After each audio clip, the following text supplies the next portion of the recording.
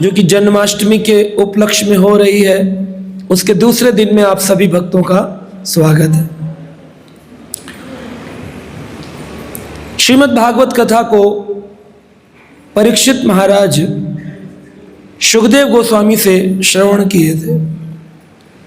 गंगा जी के तट पर सुखदेव गोस्वामी इस ग्रंथ राज श्रीमद् भागवत की कथा का श्रवण किए।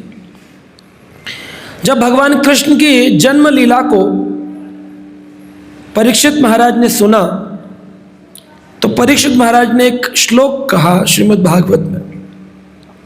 वो कहते हैं, येन अवतोर्णः भगवान हरिर ईश्वर करोति कर्ण रमयणी मनोज्ञानी च न प्रभो। बड़ी सुंदर बात उन्होंने कही। वो कहते हैं, येन अवतोरणे, जिन जिन अवतारों में भगवान ने अपनी लीलाएं प्रकट करी, भगवान हरि ईश्वर, इन सभी अवतारों में से हरि कृष्ण भगवान ही ईश्वर है। एक होते हैं अवतार देने वाले, एक होते हैं अवतार होने वाले। तो भगवान कृष्ण, हमने कल भी चर्चा किया, कृष्ण ने अनेक 10 अवतारों को प्रकट किया। इन सब में से हरि की कथा, कृष्ण की कथा सबसे मनोहर है। येन अवतोर्ण भगवान हरिर ईश्वर। जितने भी अवतार हुए हैं इसमें भगवान एक ही है, हरि कृष्ण। करोति कर्ण रमयणी मनोज्ञानी च न प्रभु।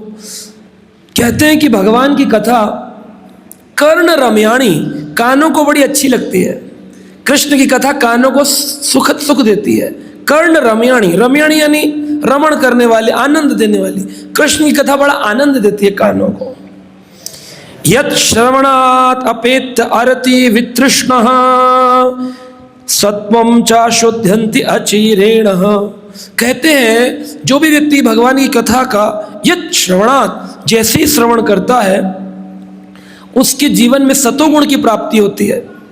कोई तमोगुण में होता है, कोई रजोगुण में होता है, लेकिन कृष्ण कथा श्रवण करने से सतोगुण की प्राप्ति होती है और मन के भीतर जितना भी मैल जमा है, वितृष्णा, वो सारी की सारी तृष्णाएं, आशाएं, निराशाएं, द्वेष, निंदा, चुगली सब खत्म हो जाता है।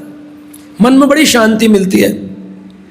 शुद्ध्यन्ति आचरेण पुंसाम भक्तिर हरोर तत्पुरुषे। इसलिए व्यक्ति को भगवान परम पुरुष कृष्ण की भक्ति करनी चाहिए। तत्पुरुषे साख्यम तत्एव हारम वद मन्य से चेतः। कहते हैं कि भौतिक वस्तुओं के विषय में सुनने से हमारी अनुरक्ति धीरे धीरे भवबंधन हो जाता है। सारा दिन टीवी के ऊपर तरह तरह का खैनी खाओ, सिगरेट पियो, मदिरा पान करो, कितने चित्र आ रहे हैं टीवी के ऊपर, मोबाइल में ऐड आ रहे हैं। घूमने जाओ, 2 दिन यहाँ बिताओ, 4 दिन गैंगटॉक में बिताओ, घूमने आओ, घूमना फिरना। तो इतना सब सुन के जब हमें संसार के प्रति बंधन हो गया है तो कृष्ण के सुनने से हमारा ये बंधन कट जाएगा। ये कृष्ण की कृपा है। भले कथा में समझ में नहीं आ रहा ज्यादा हमको, लेकिन सुनने से कृष्ण कथा की इतनी शक्ति है। यहाँ जो व्यक्ति बैठ जाता है उसके हृदय में संपूर्ण पाप का दमन हो जाएगा और कृष्ण भक्ति का उदय हो जाएगा। भगवान के कार्यकलाप जो भी सुनता है उसके गले में माला के समान उसको रखना चाहिए। उसको भगवान की कथा कैसे रखनी चाहिए? माला के समान। जैसे माला गले में पड़ती है तो ठाकुर जी की कथा को हारम, एक हार के समान अपने गले में डालना चाहिए। वद मन्य से चेतः, भक्तों के साथ हमें बड़े प्रेम पूर्वक आकर के योगदान देते हुए इस कृष्ण कथा का श्रवण करना चाहिए और भगवान के भक्तों से मैत्री बढ़ानी चाहिए। जितना भगवान के भक्तों से दोस्ती करेंगे, मित्रता बढ़ाएंगे, कृष्ण बड़े प्रसन्न होते हैं। और कृपया करके भगवान की लीलाओं के विषय में आप मुझे बताएं। परीक्षित महाराज ने कहा कि मुझे वो लीलाएं सुननी है जिन लीलाओं को सुनने से मेरे हृदय का मैल दूर हो जाए और मेरे हृदय के अंदर कृष्ण भक्ति का उदय हो जाए। श्रीमद् भागवत में 12 स्कंद हैं।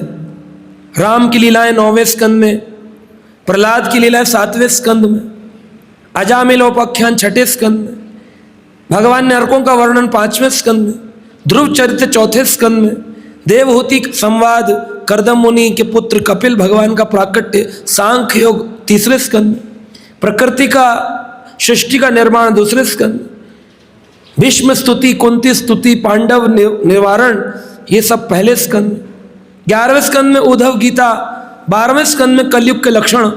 पूरा भागवत पढ़ लो, लेकिन अगर उसमें 10वां स्कंद नहीं है, कृष्ण नहीं है। कई बार लोग सोचते हैं सारे भगवान बराबर तो हैं, राम कहो कृष्ण कहो ये कहो, तत्व की दृष्टि से सब बराबर हैं, परंतु जितने गुण भगवान श्री कृष्ण में हैं इतने गुण किसी अन्य अवतार में नहीं है। आप कहेंगे वो कैसे? रामचंद्र भगवान के अवतार में भगवान ने केवल 62.5 गुण 62.5 62 गुणों को ही व्याख्यान किया। आप कहेंगे ऐसा कैसे, राम भी तो पूरे भगवान। क्या रामचंद्र भगवान ने कभी बांसुरी बजाई? तो एक गुण कम हो गया, बांसुरी नहीं बजाते। दूसरा, क्या भगवान राम ने अनेक गोपियों के साथ रासलीला करी? एक पत्नी के साथ तो उन्होंने विवाह लीला करी, लेकिन अनेक के साथ नहीं करी, इसलिए उनको आधा नंबर मिला। तो कितने नंबर मिले? तो पूरे के पूरे अगर गुण देखे जाएं तो श्री कृष्ण में 64 गुण हैं। 1.5 नंबर कट गया रामचंद्र जी का। क्यों कट गया? क्योंकि वो वेणु नहीं बजाते, बांसुरी, और रासलीला नहीं करते हैं। विष्णु भगवान, उनमें 4 नंबर कट जाते हैं। एक तो वेणु नहीं बजाते हैं, रासलीला नहीं करते, विष्णु कभी रासलीला नहीं करते।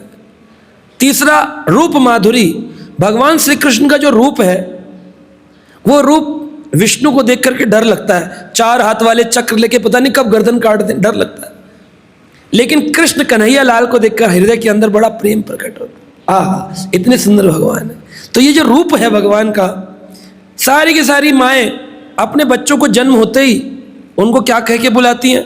कान्हा, कन्हैया, लाला। कोई नहीं कहती विष्णु इधर आ, विष्णु कहती रूप माधुरी। और भगवान ने जो अपनी वृंदावन की बाल लीलाएं करी, ऐसी लीलाएं विष्णु की कभी सुनी कि विष्णु छोटे थे, उन्होंने मक्खन चुराया, विष्णु ने वस्त्र चुराया? ऐसे कोई लीला नहीं सुनी। तो जो लीलाएं हैं ये रस से भरी लीलाएं, ये केवल कृष्ण के अंदर प्रकट होती हैं। तो इसलिए विष्णु के अंदर 4 नंबर और हट जाते हैं। विष्णु केवल 60 गुणों को ही प्रकट करते हैं, रामचंद्र 62.5 गुणों को प्रकट करते हैं, लेकिन केवल भगवान हरि एक ऐसे हैं जो 64 के 64 गुणों से परिपूर्ण अपनी लीलाओं को संवरण करते हैं, पूर्ण करते हैं। तो भगवान की लीलाएं बड़ी मनमोहक होती हैं। एक लीला हम सुनते हैं, भगवान का जन्म हुआ तो 3 महीने के भगवान कृष्ण हो गए। अब लाला 3 महीने के हो गए हैं और सुखदेव गोस्वामी कहते हैं, परीक्षित, कदाचित उत्थानि कौतुके आप्लवे जन्मरिक्ष योगे समवेत योषिताम वादित्र गीता द्विज मंत्र वाचके चकार सुनो अभिषेचनम। कहते सुखदेव गोस्वामी ने कहा, जब यशोदा का नंद का शिशु उठने तथा करवट बदलने लगा। अब 3 महीने का बच्चा क्या कर सकता है? करवट बदल सकता है, थोड़ा उठ सकता है। ऐसी स्थिति में भगवान आ गए थे। तो एक संस्कार होता है, जब बच्चा पीठ के बल सोता रहता है तो जब वो करवट बदलने लग जाए डर लगता है बेड से गिर ना जाए, तो उस संस्कार को कहते हैं उत्थान संस्कार, उठने वाला संस्कार। तो ऐसा उत्सव बनाया गया, उस उत्सव का नाम रखा गया कृष्ण उत्थान उत्सव। वैसे तो कृष्ण सभी का उत्थान करते हैं, जितने भी संसार में गिरे हुए लोग हैं सबका उद्धार करने के लिए कृष्ण आते हैं, लेकिन कृष्ण के करवट बदलने पर जो लीला होती है उसका नाम है उत्थान उत्सव। उत्थान उत्सव हुआ। बालकों द्वारा घर के बाहर बड़ा शोर शराबा होने लगा। सारे ग्वाले सर पर पगड़ी, अंग रखे कुर्ते, बढ़िया चंदन तिलक लगा के और यशोदा जी के घर में उत्थान उत्सव मनाने के लिए आने लगे। कृष्ण 3 महीने के हैं और पड़ोस की अन्य माताएं गोपियां तैयार होकर के बड़े सुंदर सुंदर भजन गा रही हैं। उस समय चंद्रमा रोहिणी नक्षत्र उस समय आया हुआ है। जिस काल में भगवान कृष्ण का जन्म हुआ रोहिणी नक्षत्र, वही नक्षत्र इस समय लगा हुआ है रोहिणी नक्षत्र। तो उस दिन चंद्रमा तथा रोहिणी नक्षत्र का योग था। इस महोत्सव में माता जी ने अनेक विद्वान ब्राह्मणों को भी बुलाया, बहुत ब्राह्मण आए। किसी भी उत्सव में अगर ब्राह्मण नहीं है तो वो उत्सव बेकार है। शादी हो रही है आजकल, उसमें ब्राह्मण कब आता है? 12 बजे। उससे पहले तो शादी की वरमालाएं बदलती रहती हैं, फोटोग्राफी होती है, वीडियो रील बनती है, लेकिन ब्राह्मण की कोई पूजा नहीं होती, लास्ट में आता है। और फिर कहते पंडित जी थोड़ा जल्दी कर दो, शादी देर हो रही है। और जन्मदिन वगैरह में तो ब्राह्मणों को बुलाने का खत्म ही हो गया है सिलसिला। अभी तो हैप्पी बर्थडे टू यू, गुब्बारा फोड़ो, केक काटो, मोमबत्ती बुझाओ। वैदिक संस्कार ये नहीं थे। वैदिक संस्कारों में दिया बुझाया जाता है या दिया जलाया जाता है। लेकिन आप मोमबत्ती क्या करते हो? अपने बच्चे से कहते हो बेटा अपना जलता हुआ दिया बुझाओ, बच्चा भी कहता है वेरी नाइस। खुद ही अपने घर का चिराग बुझवा देते हैं, खुद ही अपने घर का चिराग। हमारे 2 बच्चे हैं, 15 साल का हो गया एक बड़ा बेटा, आज तक कभी उसको नहीं बोले मोमबत्ती बुझाओ। ये कैंडल बुझाना ये विदेशी संस्कार है। भारतीय संस्कारों में दीप प्रज्वलित किया जाता था। तो संस्कार का मतलब होता है ऐसा संस्कार को मैं ऐसे बोलता हूं, सन यानी बेटा, स्कार यानी निशान। बोलते हैं ना आप पासपोर्ट पे आपकी बॉडी में कोई स्कार है, कहते हैं हाँ मेरे बचपन में चोट लगी थी, ये निशान है। तो अपने बच्चों को ऐसे निशान दे दो जो आजीवन काल उनके ऊपर रहे, कभी हटे ना, उसे संस्कार कहते हैं। आप केक काटोगे तो वैसे संस्कार मिले। विदेशी लोग आए बोले केक काटो आपस में बांटो, डिवाइड एंड रूल।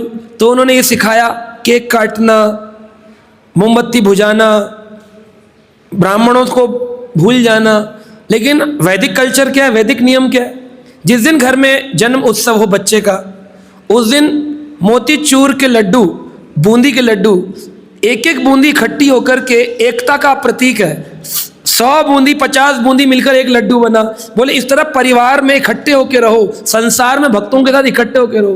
तो एकता का प्रतीक लड्डू बांटना चाहिए, दीपक प्रज्वलित करना चाहिए कृष्ण के आगे, श्रील प्रभुपाद जी के मंत्र पढ़ने चाहिए, पुजारी वैष्णव ब्राह्मणों को घर बुलाकर कीर्तन कथा करानी चाहिए, प्रसाद वितरण कराना चाहिए। ये वैदिक नियम होता था। तो यशोदा मैया ने बड़े बड़े ऋषि मुनि संतों को वैदिक मंत्र उच्चारण के लिए बुलाया और साथ में पेशेवर गायकों को भी बुलाया कीर्तन करने के लिए। कोई बेसुरा कीर्तन नहीं, बढ़िया कीर्तन होना चाहिए। तो पेशेवर यानी जो कीर्तन ही करना, जिनका गायन करना काम था, ऐसे पेशेवर गायक भी माता ने बुलाया। अब कहते हैं कि ये जो उत्सव था, हर उत्सव में एक मुख्य अंग होता है। क्या होता है बता सकते हैं? हर उत्सव का एक मुख्य अंग होता है। क्या सबसे इंपॉर्टेंट, सबसे मुख्य क्या है? हर फंक्शन में एक बहुत जरूरी चीज है। क्या है बताइए? उसके बिना फंक्शन नहीं होता। बताएं? नहीं पता? कोशिश तो करिए। क्या आप सोचते हैं शादी हो रही है सबसे जरूरी क्या है? तिलक? ना ना, तिलक नहीं। अंगूठी, यूनिटी, और हाँ दीपक। दीपक तो दीपावली पे भी जला लेते नहीं। फंक्शन का सबसे मुख्य अंग क्या है? हाँ नहीं, ढोल नगाड़े नहीं। हाँ भोजन, बिल्कुल सही का। माता जी के लिए ताली बजा दीजिए दड़ों। बिना भोजन के आप उत्सव कर लीजिए, कोई नहीं आएगा घर पे। हर आदमी पूछेगा डिनर कहाँ है, लंच कहाँ है। हम लोग भागवत कथा करते हैं, अंत में क्या पूछते? प्रसाद। बिना प्रसाद के, बिना भोजन के उत्सव पूर्ण नहीं होता है। तो मैया ने भी उत्सव के लिए इस भोजन का नाम रखा स्वाद भक्षण। क्या नाम रखा? स्वाद भक्षण। स्वादिष्ट भोजन बनाया गया, स्वाद भक्षण। शिशु जन्म के पूर्व ही जब गर्भ में होता है तो एक संस्कार होता है, गर्भाधान संस्कार। पति पत्नी दोनों अनेक मालाओं का जप करते हैं और वो विचार करते हैं कि हमें किस प्रकार का शिशु अपने गर्भ में चाहिए। अगर आपको कृष्ण कन्हैया जैसा चाहिए तो कृष्ण कन्हैया का फोटो लगाते कमरे में, कृष्ण कन्हैया के विचार में रहते, कथा सुनते, माला जपते हैं, फिर पति पत्नी संग करते तो उनके कृष्ण जैसा पुत्र होता है। अभी आजकल लोग पिक्चर देखने जाते हैं, है ना। अब पिक्चर देखने जाओगे, वो एक माता के घर बच्चा हुआ और बोला कितने आदमी थे, अब पिक्चर देखोगे तो वैसे तो प्रश्न करेगा। तो इस प्रकार माता के ऊपर बड़ी जिम्मेदारी है कि वो गर्भणी स्त्री जो गर्भ धारण कर रही है वो किस प्रकार के संस्कार अपने गर्भ में देती है। प्रहलाद महाराज की माँ कयादु ने अपने गर्भ में 9 महीने लगातार नारद जी से क्या सुना, श्रीमद् भागवत सुना। उसको सुनने से ऐसे संस्कार हो गए, पिताजी के कहने पर भी कि छोड़ दे, लेकिन उसने कभी भजन को नहीं छोड़ा, हमेशा कहता था ओम नमो भगवते वासुदेवाय। बोलिए।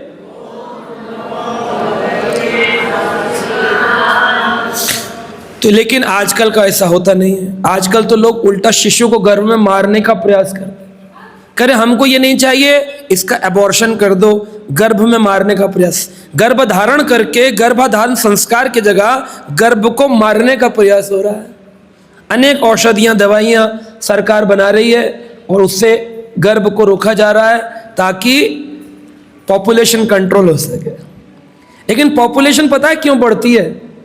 पॉपुलेशन इसलिए नहीं बढ़ती है कि विवाह होते हैं संसार में, पॉपुलेशन बढ़ती है लोगों के मांस खाने से। पता है आपको ये बात?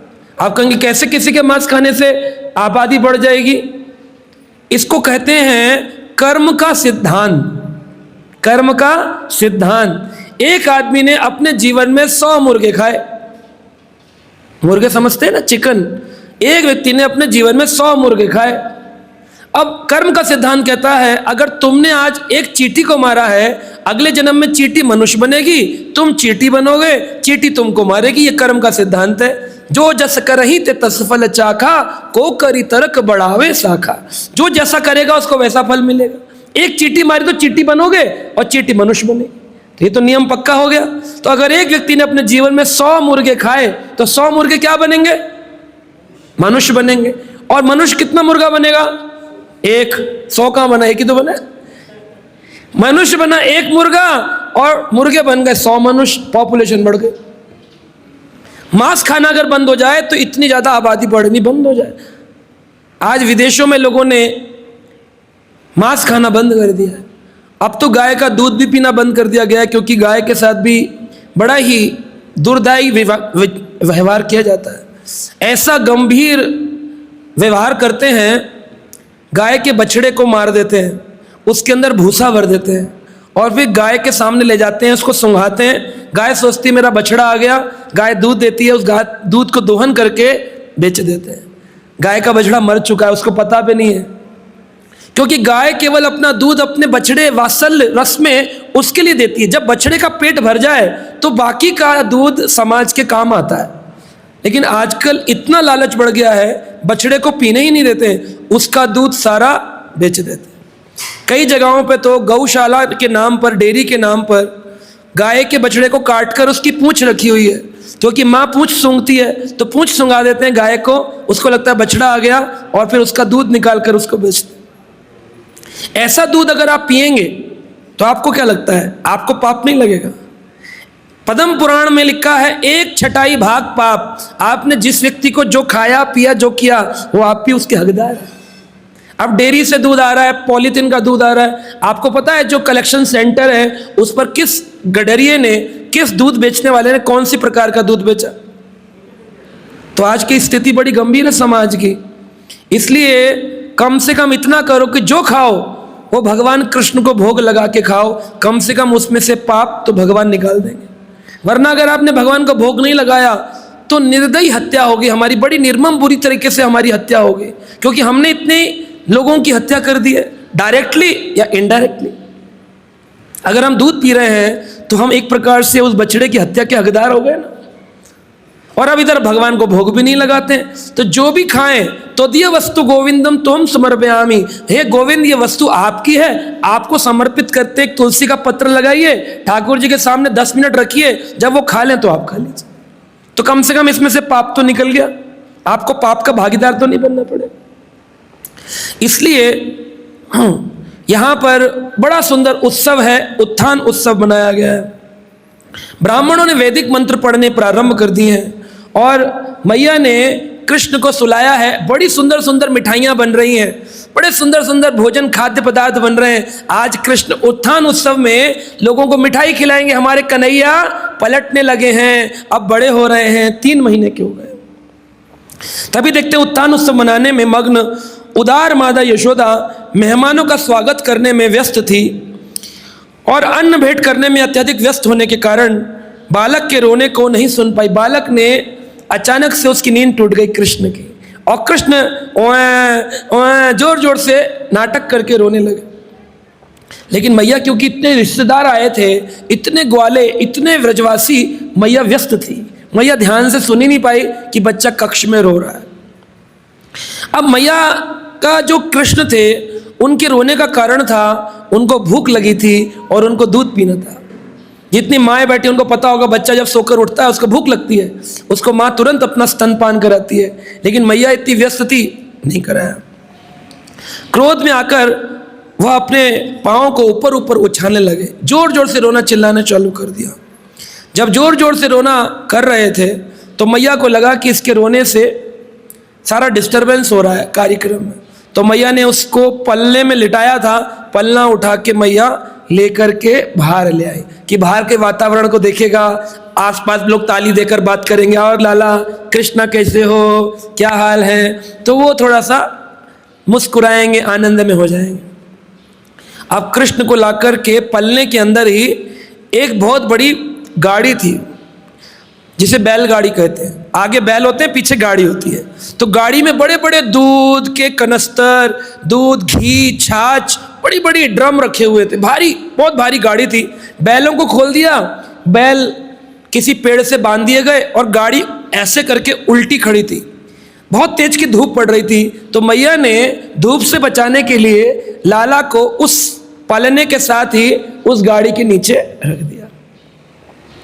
अब जब गाड़ी के नीचे रखा तो भगवान कृष्ण क्या किया, कहते हैं भगवान कृष्ण का नाम है सर्व आकर्षण करता इति कृष्ण, सबको अपनी ओर आकर्षित करते हैं।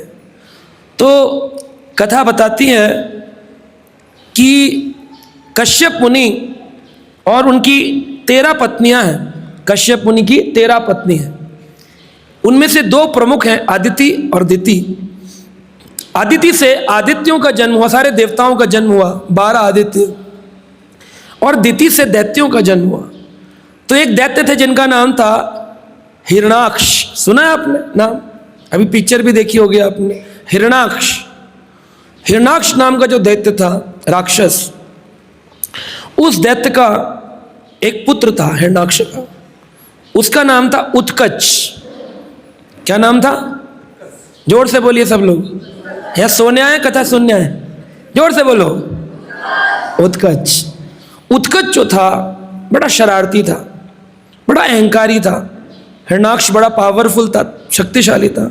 उसने भूमि को उठा कर के और अपनी धुरी से हमारी पृथ्वी को नीचे गर्भ सागर में फेंक दिया था। तब भगवान ने वराह अवतार लेकर अपने दांत के ऊपर पृथ्वी को उठाया था। तो सोचिए, जो पृथ्वी को हिला सकता है, पूरी पृथ्वी को, खाली एक भारत को नहीं, पूरी पृथ्वी को हिला सकता है उठाकर गेंद की तरह, कितना विशाल राक्षस होगा।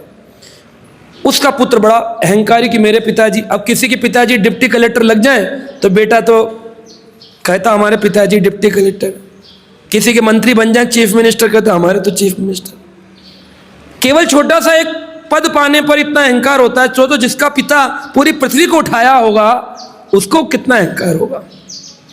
बड़ा अहंकारी था। और वो अहंकारी लोमेश ऋषि, एक ऋषि, उनका नाम है लोमेश ऋषि। लोमेश क्यों नाम है उनका? उन्होंने कभी कोई कुटिया नहीं बनाई, हमेशा भजन कहाँ करते हैं? बाहर धूप में बैठकर भजन करते हैं। तो एक बार नारद जी ने पूछा, लोमेश ऋषि आप कुटिया बना के भजन क्यों नहीं करते? तो लोमेश ऋषि बोले, जब जीना ही थोड़ा है तो मकान बना करके क्या फायदा। बोले थोड़ा जीना है, कितनी उम्र है आपकी? क्या ज़्यादा नहीं, थोड़ी सी है। क्या फिर भी बताइए, अब उम्र बता रहे लोमेश ऋषि। कहते हैं देखो, सृष्टि का निर्माण करता है ब्रह्मा। ब्रह्मा जी के एक दिन को कहते हैं कल्प। क्या कहते हैं? कल्प। एक दिन को 12 घंटे। और एक रात्रि को कहते हैं प्रलय। तो जो एक दिन है 12 घंटे, इसके अंदर 1000 बार चतुर्युग घूम जाता है। चतुर्युग क्या होता है? सतयुग, त्रेता, द्वापर, कलयुग। इसकी अवधि कितनी है? कलयुग है 4,32,000 वर्षों का, इसका दुगना है द्वापर युग 8,64,000 वर्षों का, इसका 3 गुना है त्रेता युग 12,96,000 वर्षों का, इसका 4 गुना है सतयुग 17,28,000 वर्षों का। इन चारों को जोड़ें 43,20,000 वर्षों का एक चतुर्युग होता है। ऐसे जब 1000 बार घूम जाता है तब ब्रह्मा जी के केवल 12 घंटे खत्म होते हैं, और इतनी ही रात्रि के 12 घंटे का काल है 1000 चतुर्युग का। जब ये पूरा घूम जाता है 24 घंटे, तब ब्रह्मा जी का एक दिन पूरा होता है। ऐसे जब 365 दिन पूरे होते हैं 360, तो ब्रह्मा जी का एक वर्ष पूरा होता है। और ऐसे जब 100 वर्ष पूरे हो जाते हैं तब ब्रह्मा जी की मृत्यु होती है। और लोमेश ऋषि कहते हैं जब ब्रह्मा जी की मृत्यु होती है, तो जब किसी की मृत्यु हो तो मुंडन करते हैं ना, बाल उतारते हैं, घर में मुंडन करते हैं पुरुष लोग।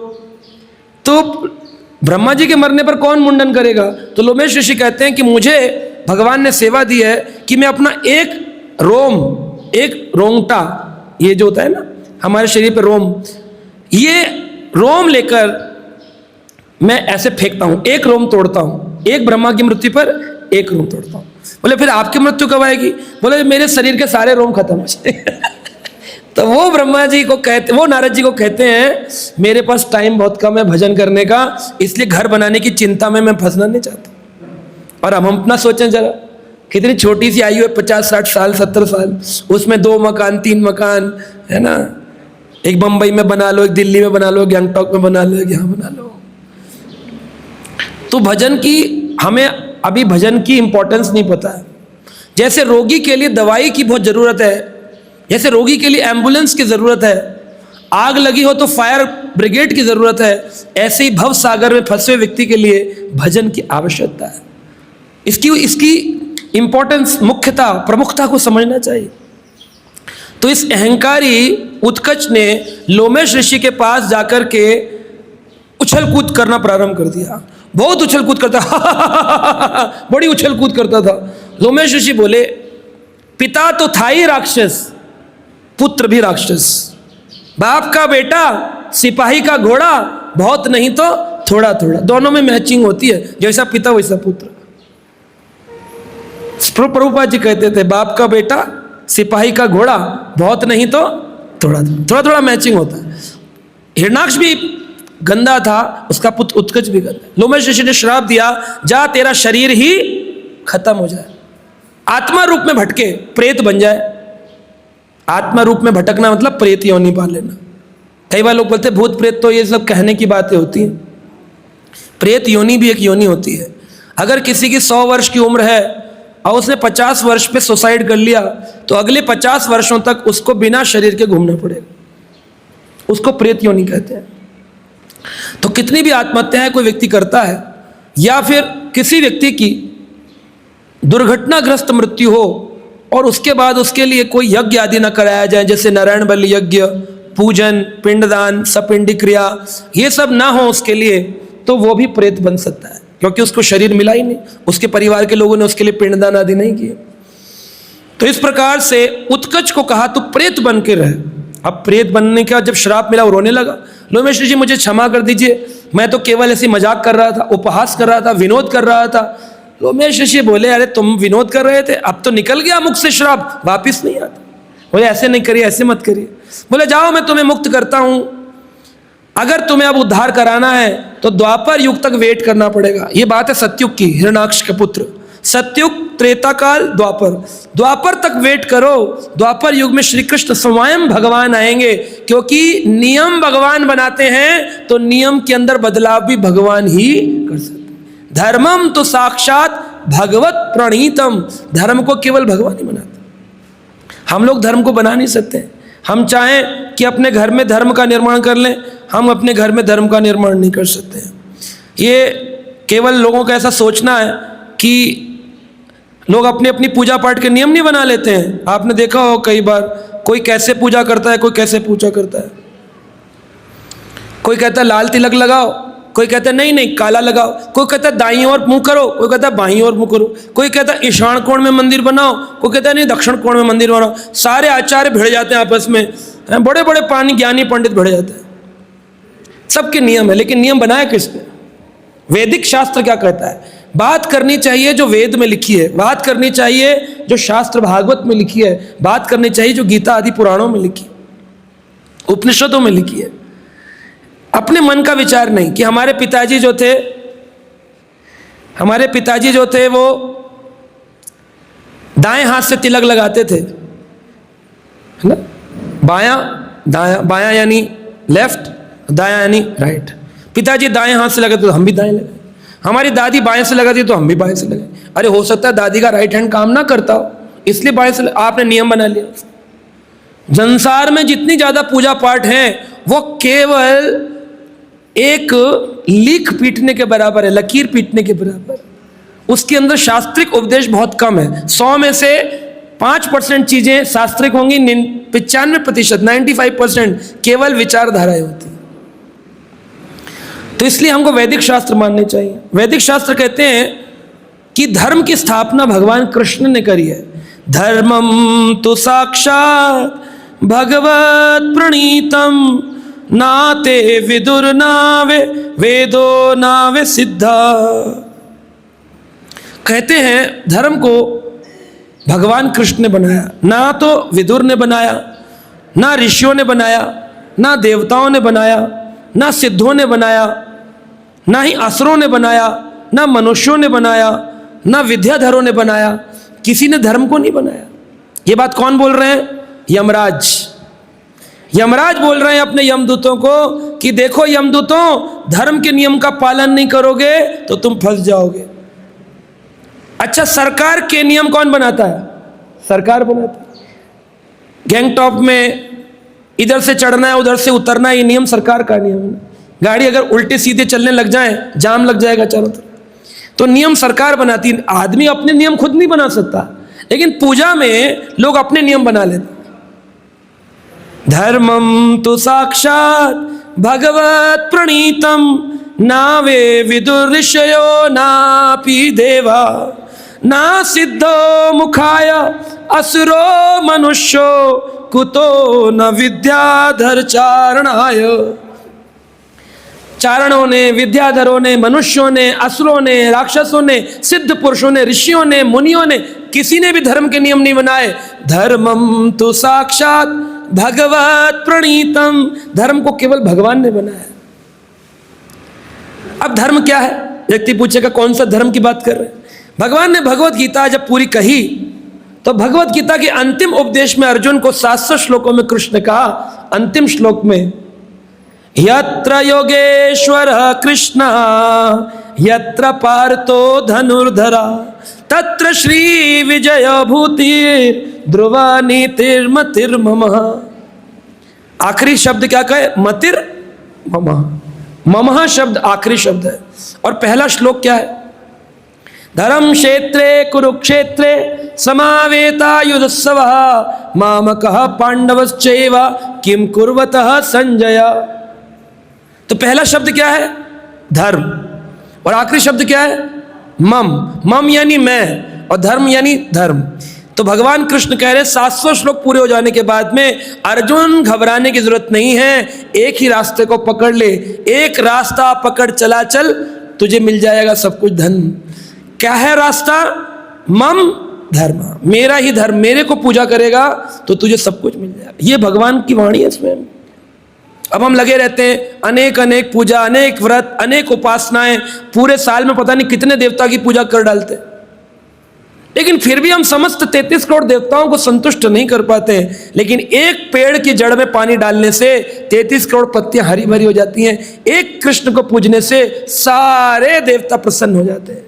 ये स्वयं कृष्ण कह रहे हैं, अहम मूलम, मैं मूल हूं। जड़ में पानी डालोगे वैदिक वृक्ष पूरा हरा भरा हो जाए, ज्ञान, वैराग्य, भक्ति सब प्राप्त हो जाएगा। तो धर्म को भगवान कृष्ण ने बनाया। तो यहां पर अनेक धर्म का उपहास करने वाले, ये सतयुग से त्रेता, त्रेता से द्वापर के युग तक आया, और आकर के बिना शरीर के ये उत्कच इसने मौका देखा कृष्ण लेटे हुए हैं, तो कृष्ण ने इसको अपनी ओर बुलाया, आकर्षण किया। आकर्षण करके उसको क्या बोले? कृष्ण बोले घूम रहे हो प्रेत बन के, बैठो, बैठ जाओ। कंस ने भेजा था कि तुझे कोई देख नहीं पाएगा, किसी भी रूप में पेड़ के अंदर छुप जाएगा तो पेड़ लगने लगेगा, दीवार में घुस जाएगा तो दीवार लगने लगेगा। ट्रांसपेरेंट हो जाता है ना प्रेत, दिखाई नहीं देगा, जिस चीज में घुसेगा वो बन जाएगा। तो जो गाड़ी खड़ी थी बैलगाड़ी, वो गाड़ी के अंदर घुस गया और कृष्ण को ऐसे इशारा करके कहता अब मैं आ गया, यहां बैठ गया हूं। कृष्ण मुस्कुराने लगे, आओ भाई आओ, स्वागत है तुम्हारा। और जैसे बच्चे का प्राय नियम होता है, बच्चे रोते हैं तो पैरों को चलाते हैं, ठाकुर जी पैर ही चला रहे थे। चलाते चलाते ठाकुर जी ने पैर जो था वो उस बड़े गाड़ी के पहिए को स्पर्श किया। स्पर्श करते कई लाखों मील ऊपर तक वो गाड़ी उड़ती हुई चली गई, और बहुत ऊपर जाने के बाद पुनः जो ऊपर जाता है वो नीचे भी आता है। धड़ाम से नीचे गिरा, टुकड़े टुकड़े पूरी गाड़ी के। सारे बच्चे चिल्लाए, अरे मैया देख लाला ने गाड़ी तोड़ दी, मैया लाला ने गाड़ी तोड़ दी। दौड़ के आए तो देखा गाड़ी के टुकड़े टुकड़े। अब कोई ये नहीं सोच रहा कि बच्चे ने स्पर्श करके गाड़ी उड़ा कैसे दी, खाली पाद स्पर्श किया है, गाड़ी उड़ कैसे गई। कोई फुटबॉल में किक मारे, कोई बड़ा प्लेयर हो बंगाल का, बड़ी जोर की किक मारेगा तो गोल पर नहीं पहुंचती दूसरी ओर। बहुत पहलवान आदमी होगा, लात मारेगा तो इधर से उधर 2-4 कदम लोहा घुमा देगा। लेकिन इतनी बड़ी गाड़ी को खाली अंगुष्ठ स्पर्श किया है, वो गाड़ी लाखों मील चली गई। यही भगवान कृष्ण में और उनके अनेक अवतारों में फर्क है। वामन देव भगवान को जब 3 पग में पूरी भूमि को नापना था तो उन्होंने अपने शरीर का विस्तार किया कि नहीं किया?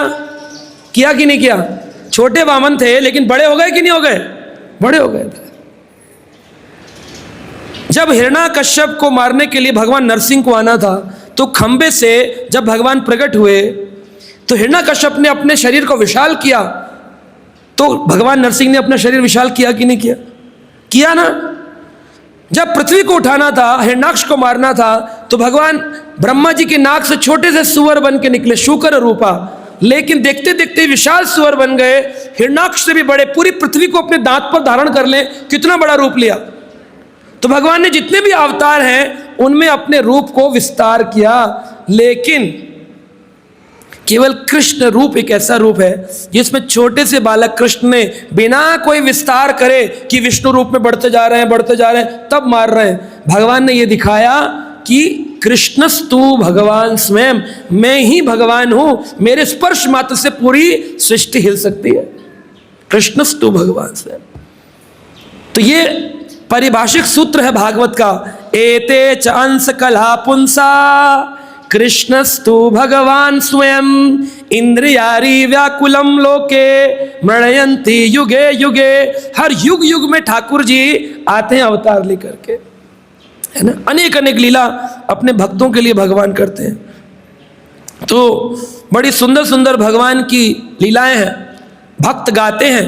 इसे भगवान के लिए कृपा डोरी बंसी पद अंकुश परम प्रेम मृदु चढ़ो, एहि विधि नाथ हरो मेरो दुख कौतुकी नाम तिहारो। इतना सुंदर पद गाया गया, इसमें भक्त कह रहे हैं कृपा डोर बंसी पद अंकुश परम प्रेम मृदो चरो, एहि विधि नाथ हरो दुख मेरो कौतुकी नाम तिहारो। हे कृष्ण, आपका नाम तो कौतुकी है। कौतुकी यानी जो खिलवाड़ करते हैं, खेलते खेलते। भगवान को ये नहीं हुआ विशाल शरीर बनाना पड़ा तब उन्होंने उत्कच को मारा, तेरी नानी याद दिला दूंगा, ऐसा कुछ नहीं किया। लेटे लेटे खेलते खेलते मुस्कुर टच किया, लाखों मील ऊपर। कौतुकी, ये भगवान का खिलवाड़। कहते ना मिस्टर खिलाड़ी, खिलाड़ी के भी खिलाड़ी, खिलाड़ियों के खिलाड़ियों के खिलाड़ियों के खिलाड़ियों के कौतुकी नाम तिहारो। तुमसे बड़ा खिलाड़ी कोई हुआ नहीं आज तक। कुंती माता कहती तुम्हारे जैसा नाटककार तो देखा ही नहीं है। नटो नाट्यम धरो यथा। अरे कैसे नाटककार हो, पूरी दुनिया तुमसे डरती है। जब वृंदावन में दामोदर लीला हो रही थी, कृष्ण को रस्सी से बांधा गया, तो उस समय वृंदावन में कुंती माता भी आई हुई थी। और कुंती माता ने अपनी आंखों से कृष्ण की दामोदर लीला देखी, उनको रस्सियों से बांधते हुए देखा। तो कहती हैं बड़े, जब कृष्ण द्वारका से जा रहे थे तो कहती हैं अरे तुम रहने दो कृष्ण, मुझे मत बताओ कि तुम कौन हो। बोले अरे बुआ मैं तो तुम्हारा छोटा लाला हूँ। बोले बुआ कह रहे हो अलग बात है, लेकिन तुम मेरे कोई भतीजे नहीं हो। नटो नाट्यम धरो यथा, तुम सबसे बड़े नाटककार हो, तुमसे बड़ा आर्टिस्ट आज तक कोई हुआ नहीं। बोले क्यों? सारी दुनिया तुमसे डरती है, यमराज भी तुमसे डरते हैं, मृत्युर नमामि हम, मृत्यु भी तुम्हारे आगे प्रणाम करती है। वह कृष्ण मैया यशोदा की डंडी से डर के भाग रहे थे। अरे नाटक करते हो तुम, है? शिवजी जिसकी स्तुति करते हैं, शिवजी जिनके चरणों का वंदन करते हैं, वही शिवजी की जाकर पूजा कर लेते हैं भगवान। वही सुदामा जो उनके मित्र हैं उसको अपने सिंहासन पर बिठा देते हैं, उनका पूजन कर लेते हैं। तो बताओ कैसी लीलाएं करते। कौतुकी नाम तिहार, तुम खिलाड़ियों के खिलाड़ी हो, तुम बहुत बड़े खिलाड़ी। तो भक्त कहता है कृपा डोरी बंसी पद अंकुश। अंकुश क्या होता है? जो एक हाथी को रोकने के लिए महावत के हाथ में एक छोटी डंडी होती है। इतना विशाल हाथी, महावत खाली सिर पर ऐसे ऐसे अंकुश मारता है और हाथी बिल्कुल सही चलता है। यहाँ ठोकता है, सुन उठा देता है। केला पकड़ाओ, पैसा पकड़ाओ, खाएगा नहीं। हाथी के हाथ में केला दो तो मुंह में नहीं डालता, पहले अपने महावत को ऊपर देता है फिर खाता है। अगर वो कहता है वापस खा ले तो फिर नीचे केला लाएगा फिर खाएगा। अंकुश से हाथी कंट्रोल होता है। हमारा मन हाथी से भी ज्यादा बेचैन है, इतना विचलित है, दुनियादारी में घूम रहा है, भटक रहा है, कभी ये काम कभी वो काम कभी ये काम। हाथी की तरह हमारा मन विचलित है, परेशान करता है। तो इसको अंकुश के द्वारा नियंत्रित किया जाता है। कौन सा अंकुश? कृपा डोरी बंसी पद अंकुश। आपकी जो बांसुरी है ना, बांसुरी के अंदर एक धागा लगा हुआ है। देखा आपने, जब बांसुरी बनाते हैं तो यहाँ एक धागा लटका देते हैं डिजाइन बनाने के लिए। बांसुरी में देखा आप लोगों ने, किसी ने, नीचे एक धागा लटकता है, तो वो धागा नहीं है, उसका नाम है कृपा डोर। ठाकुर जी के श्रृंगार में कुछ भी ऐसा नहीं है जो शास्त्रिक ना हो कि माता जी के मन में आया उन्होंने धागा लगा दिया। नहीं नहीं नहीं, कृपा डोर है वो, कृपा की डोर। उस डोर के पद में, चरण में क्या अटका हुआ है? अंकुश। तो हे कृष्ण, हमारा जो मन है वो कृपा बंसी की डोर के पद अंकुश बन जाए, उसमें फंस जाए। परम प्रेम मृदोचरो, और आप उस डोर से मेरे मन को नियंत्रित कर लीजिए, मेरे मन को खींच लीजिए अपनी ओर, है ना। यही विधि नाथ हरो मम दुख, मेरे सारे के सारे दुख है इसी विधि से खींच लीजिए, सारे के सारे दुख खींच लीजिए। हाँ, कौतुकी नाम तिहारो, आपका नाम तो कौतुकी है। तो ठाकुर जी ने उत्कच का उद्धार किया। उत्कच कौन है? हमारे आचार्य हुए श्रील भक्ति विनोद ठाकुर। उन्होंने एक ग्रंथ लिखा चैतन्य शिक्षामृत। उस ग्रंथ में उन्होंने अनेक असुरों को जो कृष्ण लीला में आए, उन असुरों का नियम बताया कि असुर हमारे जीवन में कौन है। भाई असुर आया, कृष्ण ने मारा, उसका कोई कारण तो होगा, किस कारण से आया। वो कथा इसलिए भगवान ने करी, भगवान को जरूरी नहीं था कि भगवान कोई लीला करते, बालक बनते, उत्कच का उद्धार करते। भगवान लीला करते ताकि उसको सुन के हमारे अंदर से अनर्थों की निवृत्ति हो जाए। जब भी आप हरि कथा सुनेंगे आपके मन में शांति आएगी और आपके दुखों का शमन होगा, आपके पापों की समाप्ति हो जाएगी। तो कृष्ण लीला के पीछे कोई ना कोई कारण है। तो भक्ति विनोद ठाकुर, हमारा जो ये मंदिर है, इसमें नीचे एक गुरु परंपरा होती है। उस परंपरा में भक्ति विनोद ठाकुर नामक एक साधु का फोटो है, 4 नंबर पे। भक्ति विनोद ठाकुर भारत के 18वीं 19वीं शताब्दी में डिस्ट्रिक्ट मजिस्ट्रेट थे, डीएम से। भक्ति ऐसा नहीं कि केवल बच्चे कर सकते हैं या बूढ़े कर सकते हैं, पढ़े लिखे लोग भी भक्ति कर सकते हैं। डिस्ट्रिक्ट मजिस्ट्रेट थे भक्ति विनोद ठाकुर। जगन्नाथपुरी में जो मंदिर है उसके प्रेसिडेंट भी थे, एक सेवा प्रेसिडेंट की, दूसरी सेवा डिस्ट्रिक्ट मजिस्ट्रेट की। अच्छा, बच्चे नहीं होंगे ना इसलिए भक्ति करते होंगे। 13 बच्चे थे उनके, 13 बच्चे थे। 13 बच्चे, डिस्ट्रिक्ट मजिस्ट्रेट की नौकरी, अंग्रेजी सरकार का शासन और प्रेसिडेंट जगन्नाथपुरी मंदिर के। अपने जीवन काल में 100 ग्रंथों का निर्माण किया, 100 ग्रंथ लिखे। चैतन्य महाप्रभु की जन्मभूमि को खोजा। ऐसे भक्तिविनोद ठाकुर ने एक ग्रंथ लिखा, चैतन्य शिक्षामृत। उन्होंने कहा भगवान ने जितनी भी लीलाएं की हैं, इनके पीछे कोई ना कोई चैतन्य कारण है हमारे जीवन को कृष्ण भावनामृत बनाने के लिए। तो ये जो उत्कच है, इसको शक्टासुर कहते हैं। शकट के अंदर आया, उसको भगवान ने मारा, तो इसका नाम पड़ा शक्टासुर वध लीला। तो शक्टासुर कौन है हमारे जीवन में? कहते हैं ये शक्टासुर हमारी पुरानी आदतों का असुर है, पुरानी आदतों का। स्कूल में पढ़ते थे, एक कोई गंदी आदत लग गई, पिक्चर देखना, क्रिकेट देखना, झूठ बोलना, बाजार में टॉफी खाना, गोलगप्पे खाना, कोई भी एक आदत लग गई बुरी, नशा करना, कॉलेज स्कूलों में लग जाती है बच्चों को आदत है। लेकिन वो बड़े होने तक भी आदमी कहता है अब क्या करें, छूटती नहीं। एक व्यक्ति है, हमें जानते हैं, वो तम्बाकू खाते हैं, खैनी। मैंने कहा आप खैनी खैनी खा रहे हो, छैनी छैनी हो जाएगा जीवन, खैनी छोड़ दीजिए, भगवान का प्रसाद पाया करिए। कह रहे क्या करें, आदत है, छूटती नहीं। तो ये जो आदत है, यही है शक्टासुर। ये जो बुरी आदत है ना, बैड हैबिट्स सबकी होंगी। लेट सोकर उठना बैड हैबिट, सूर्य उदय के बाद उठना, ये एक बैड हैबिट है, बुरी आदत है। हमको चंद्रवंशी बनना चाहिए, चंद्रमा के रहते रहते उठना चाहिए। सूर्यवंशी नहीं बनना चाहिए कि सूरज आ गया तब उठे हम, तो चंद्रवंशी। और आपके इधर ईस्ट में तो और जल्दी सूरज उग जाता है, तो आपको तो और जल्दी उठना पड़ता है। नहीं उठ रहे हैं तो एक बुरी आदत है। ऐसे अनेक आदतें हैं बुरी आदत। उन बुरी आदतों को खात्मा कैसे हो? कई लोग मुझे बोलते हैं प्रभु जी पर्सनली आपसे बात करना चाहते हैं, करो। बहुत लोग आते हैं, स्कूल के बॉयज़, कॉलेज, लड़के लड़कियां, हस्बैंड वाइफ, अपनी अपनी आदतें पति पत्नी को भी नहीं बताते, अपनी आदतें मुझे बताते। कह रहे हमारी ये आदत बुरी जाएगी कैसे? मैं उनको कहता हूँ शक्टासुर वध लीला पढ़ो। केवल यह लीला सुनने से, पढ़ने से आपकी बुरी आदत चली जाएगी। क्योंकि उत्कच में जो बुरी आदत थी, जैसे उसने लोमेश ऋषि को परेशान किया अहंकार में आके, भगवान ने उसका खात्मा कर दिया। इस कथा को सुनने से भक्तिविनोद ठाकुर कहते हैं हमारी जितनी भी पुरानी बुरी आदतें हैं उनकी समाप्ति हो जाती है। बोलो हरे कृष्णा कृष्णा कृष्ण हरे राम।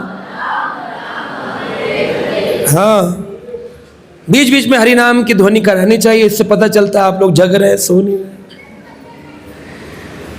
और हरि नाम करने से व्यक्ति शुद्ध भी होता है, क्योंकि भगवान का नाम ही कलयुग में उद्धारक है।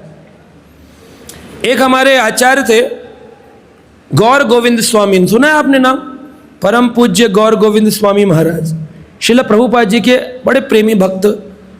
एक वही सन्यासी थे जिनको हिज डिवाइन ग्रेस की उपाधि मिली है। केवल प्रभुपाद जी के आगे हिज डिवाइन ग्रेस लगता है, बाकी सन्यासियों के नाम के आगे हिज होलीनेस लगता है। लेकिन कृष्ण कृपा मूर्ति ये केवल प्रभुपाद जी के आगे लगता है। प्रभुपाद जी के एक ही शिष्य हुए जिनके नाम के आगे कृष्ण कृपा मूर्ति गौर गोविंद स्वामी, भुवनेश्वर का मंदिर बनाया उड़ीसा में, और वहीं उनकी समाधि भी है। विदेशों में प्रचार किया उन्होंने। प्रभुपाद जी के बड़े बड़े भारी अनन्य प्रेमी शिष्य थे। उनके साथ, उनके भक्तों के साथ एक लीला हुई। 1977 की बात है। एक भक्त थे, उनका नाम था भगवत दास। भगवत दास जो थे वो गौर गोविंद महाराज के सेक्रेटरी थे, सेवक थे। तो एक दिन उन्होंने गुरु महाराज से बोला, अपने गुरु महाराज से, हे महाराज जी मुझे आप बताइए, अगर मुझे भगवान का परम प्रिय भक्त बनना हो तो मुझे क्या करना चाहिए? तो उनके गुरु महाराज ने कहा, काम क्रोध लोभ त्रिविधम नरकस्य इदम द्वारम। नरक के 3 द्वार हैं। जैसे चाइना जाने के कई द्वार हैं, है ना? नपथुल्ला से जा सकते हैं, नाथुल्ला पास से, लेचुंग से जा सकते हैं, घूम घाम के हवाई जहाज से जा सकते हैं। कई सारे द्वार हैं चाइना जाने के, आपके गैंगटॉक से। ऐसे ही नरक जाने के भी 3 द्वार हैं। काम क्रोध लोभ त्रिविधम नरकस्य इदम द्वारम नाशनः आत्मनः। आत्मा का नाश कर देते हैं। काम क्रोध लोभ। लोभ यानी लालच, क्रोध यानी गुस्सा, और काम यानी कोई भी बुरी इच्छा, भगवान के अलावा जो भी इच्छा है वो बुरी इच्छा है। जिस इच्छा में भगवान नहीं है वो खराब इच्छा है, संसारिक इच्छा है। ये तीनों नरक का रास्ता है। तो उन्होंने कहा ठीक है, मैं अपने क्रोध को वश में करूंगा, क्योंकि लालच जब पूरा नहीं होता तो क्रोध आता है। और क्रोध के पिताजी कौन है? क्रोध के पिताजी कौन है? काम। काम जो है वो क्रोध के पिताजी हैं। ये तीनों पारिवारिक लोग हैं, काम क्रोध लोग। भगवान ने कहा ध्यायतो विषान पुंसा संगस्ते शुभ जायते संगात संजायते कामा कामात क्रोधात उपजायते। काम से क्रोध की उत्पत्ति होती है, इच्छा से। आपके मन में इच्छा आई, मैं जाऊंगा वहां पर महाप्रसाद का केक मुझे मिलेगा, मुझे वहां जाकर के माला मिलेगी, आगे वाली सीट पर बिठाएंगे। कोई भी मन में कामना आ गई जो कृष्ण से विमुख है, अलग है, और वो पूरी नहीं हुई तो क्या आएगा? क्रोध है। तो क्रोध का कारण कौन है? काम, इच्छा। कोई भी इच्छा क्रोध का। लोग बोलते हैं प्रभु जी गुस्सा वश में नहीं होता, क्रोध वश में नहीं होता, क्योंकि आपकी इच्छा खत्म नहीं होती। आप इच्छा खत्म कर दो, क्रोध खत्म। और क्रोध और लालच इनके पिताजी हैं, काम, इच्छा है। तो उन्होंने कहा मैं क्रोध को वश में करूंगा। क्रोध को वश में कर लिया तो गुरुजी से बोले, गुरुजी 2 महीने हो गए मैं केवल फल पर अपना जीवन जी रहा हूं, खिचड़ी प्रसाद खाता हूं, अब मैंने क्रोध को वश कर लिया। बोले अच्छा ठीक है। तो एक दिन एक अकफुट्टा जानते हैं? ग्रास हॉपर, हरे रंग का होता है, बारिश के दिनों में यहाँ पता नहीं होता है, नहीं होता है। टिड्डा भी बोलते हैं कुछ लोग। ग्रास हॉपर, टिड्डा, अकफुट्टा, अलग अलग नाम है उसके। हरे रंग का होता है, उड़ता गिरता उड़ता गिरता। तो वो कमरे में घुस गया। तो भगवत दास जिन्होंने 2 महीने खिचड़ी खाई थी, तपस्या करी थी, फल खाए थे, अन्न नहीं खाया ज़्यादा, रोटी पराठा पूड़ी, हाथ में गमछा लेकर उस टिड्डे को उड़ाने लगे। हुर्र हुर्र हट हुर्र हट। 1 घंटा 2 घंटा उसके साथ युद्ध चला। वो कभी इधर चिपक जाता, कभी इधर चिपक जाता, पकड़ते तो भाग जाता। 1.5-2 घंटे जब चला तो उनको गुस्सा आ। उन्होंने कहा आज इसकी मृत्यु है, अब चाहे मुझे पाप लगे या कुछ भी हो, अब ये 2 घंटे में इच्छा क्या थी? पकड़ में आए। जब इच्छा पूरी नहीं हुई तो क्रोध आया। क्रोध आया, उन्होंने मारने का प्रयास किया, जोर जोर से मारने लगे। इतने में महाराज आए, बोले भगवत दास क्या कर रहे हो ये? कहा महाराज जी मैं अकफुट्टा जो है ना, टिड्डा उड़ा रहा हूं। कहा टिड्डा नहीं है, ये भगवान ने इंद्र को भेजा है। इंद्र आया है तुम्हारी परीक्षा करने, कितना क्रोध वश में हुआ है। 2 घंटे में तुम्हारा क्रोध खत्म हो गया, 2 घंटे में तपस्या भंग। ये देवता है, क्षमा याचना करो। उन्होंने बोले अच्छा अगर ये देवता है, इंद्र है, ये इंद्र ने किसी देवता को भेजा है, तो मेरी तपस्या जो आज तो फेल हो गई। अब तुम कम से कम इसे प्रणाम करो। जैसे ही उन्होंने टिड्डे को प्रणाम किया, जय हो देवता मुझे क्षमा करिए। आप विश्वास नहीं करेंगे, टिड्डा खिड़की से उड़ के बाहर गया। वो ये साक्षात घटना है, अभी 1977 की, ज्यादा दूर की नहीं। तो भगवान की भक्ति कितनी आपने कर ली है, इसकी परीक्षा लेने के लिए समय समय पर लोग आपके जीवन में आएंगे। कोई बुरा बोलेगा, आप कहेंगे रोड पर आदमी जा रहा था, भाई क्यों उल्टा बोल रहे हो हमसे, ऐसे क्यों बोल रहे हो? हम अपना क्रोध दिखाएंगे। वो देवता हो सकता है परीक्षा लेने आए, और आप परीक्षा में फेल हो गए। तो हमें भक्ति करते वक्त सचेत रहना चाहिए कि असलियत में हमें भक्ति किस प्रकार करनी। कृष्ण की लीलाएं जन्माष्टमी पर जब अधिक भीड़ हो जाती है तो भक्तों में क्रोध आ जाता है। पहले तो सुबह सुबह तो 5-9 बजे जब सेवा चालू होती है, सब लोग तैयार होते हैं ना, व्रत शुरू हुआ होता है तो 8-9 बजे तक ठीक होते हैं। हरे कृष्णा माता जी प्लीज बी इन लाइन में चलिए, हरे कृष्णा हरे कृष्ण। जब भीड़ बढ़ने लगती है और व्रत भी बढ़ जाता है, 12-1-2 बज गए और लोग भीड़ दर्शन करने आ रहे होते हैं, तो लोग उनके गुस्सा प्रकट होने लगता है, सारी सेवा खराब हो जाती है, क्रोध प्रकट। तो जन्माष्टमी उत्सव में अनेक भक्त, कोई हो सकता है बूढ़ा व्यक्ति आए, क्या पता शिवजी बूढ़े का रूप लेके ठाकुर जी के दर्शन करने, और आपने कहा नहीं बाबा, ना ना ना ना ना ना इधर नहीं, चलो चलो चलो चलो। आपने अपनी भाषा में उसको कह दिया, वो चला गया। तो हो साईं आए संसार में सबसे मिलियो धाय, ना जाने किस रूप में नारायण मिल जाए। भगवान ही आ सकते परीक्षा लेने। तो ऐसे उत्सवों में जीवन की परीक्षाएं होती हैं। हमें बंदर जैसा नहीं होना चाहिए। बंदर जो होता है वो पकड़ा जाता है संसार में। पता है कैसे पकड़ते हैं बंदर को? आपने देखा है कोई बंदर को पकड़ा हुआ रस्सी में? बंदर नहीं देखा रस्सी में पकड़ा हुआ? नहीं देखा। कितने लोगों ने देखा है? बस एक ही व्यक्ति ने देखा। बंदर ही नहीं देखा आज तक आप लोगों ने? अरे आप तो अद्भुत लोग। हाँ, आइए हमारे दिल्ली आइए, वृंदावन आइए, देखिए बंदर ही बंदर का ढेर है वहां पर।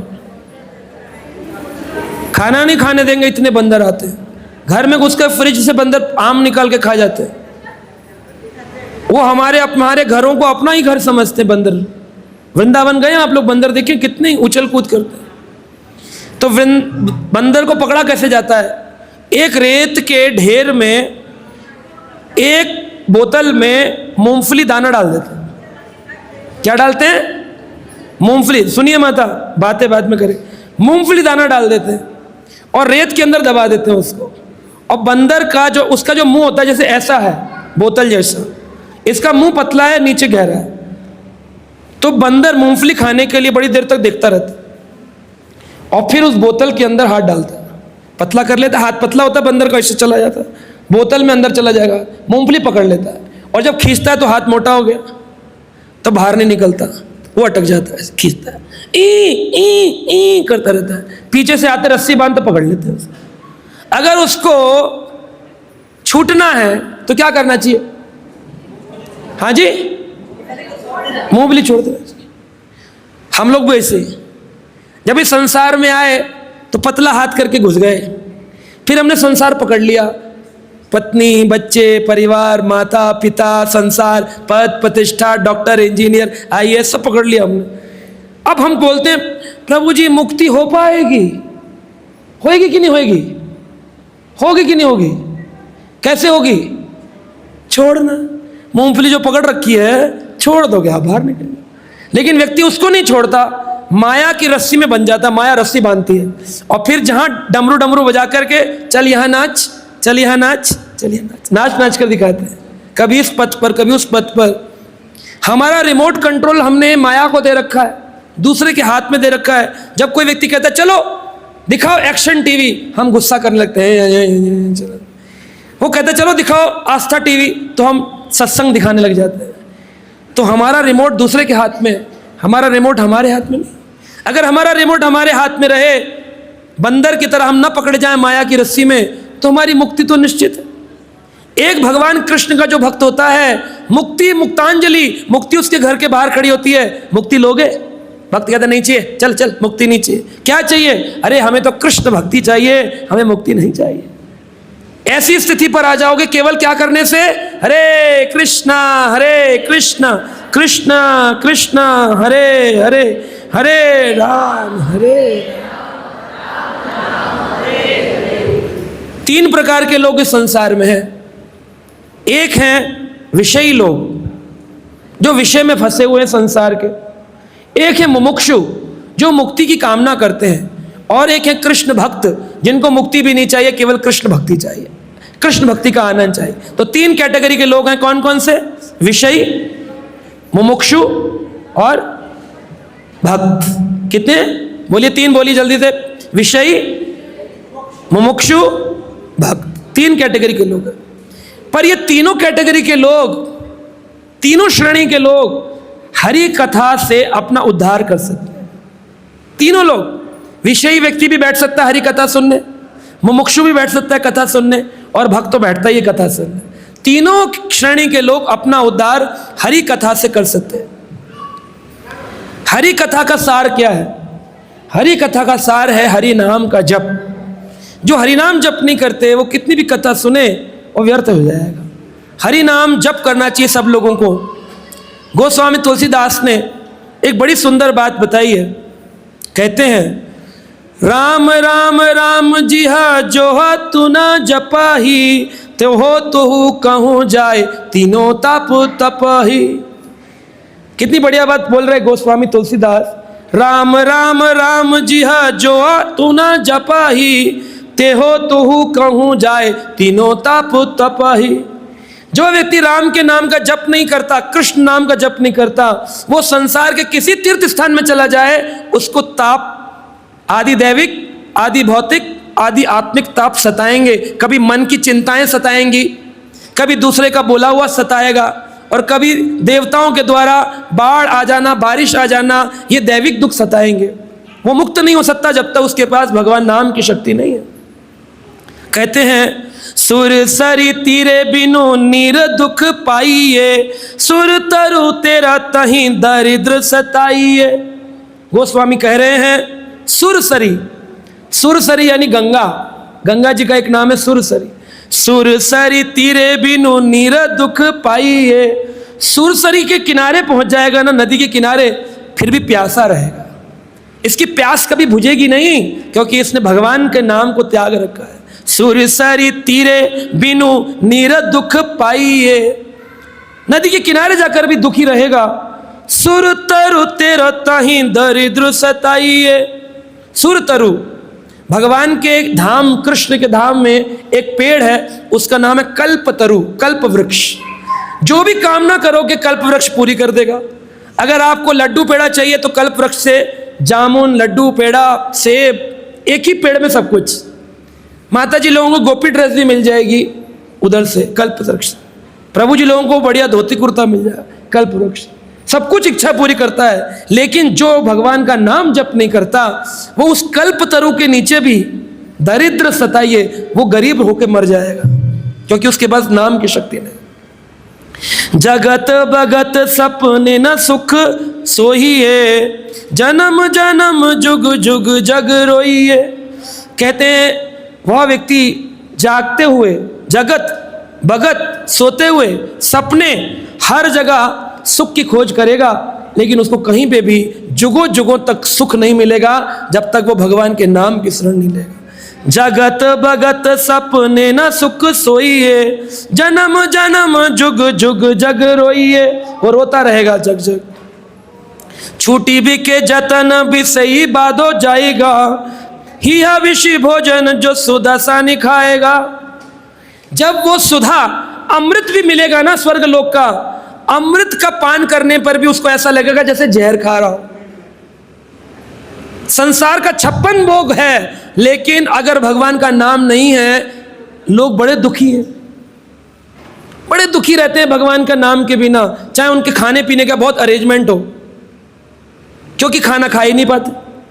इतनी बीमारियां होती हैं, डायबिटीज है, ये नहीं खाऊंगा, ये नहीं खाऊंगा, वो नहीं खाऊंगा।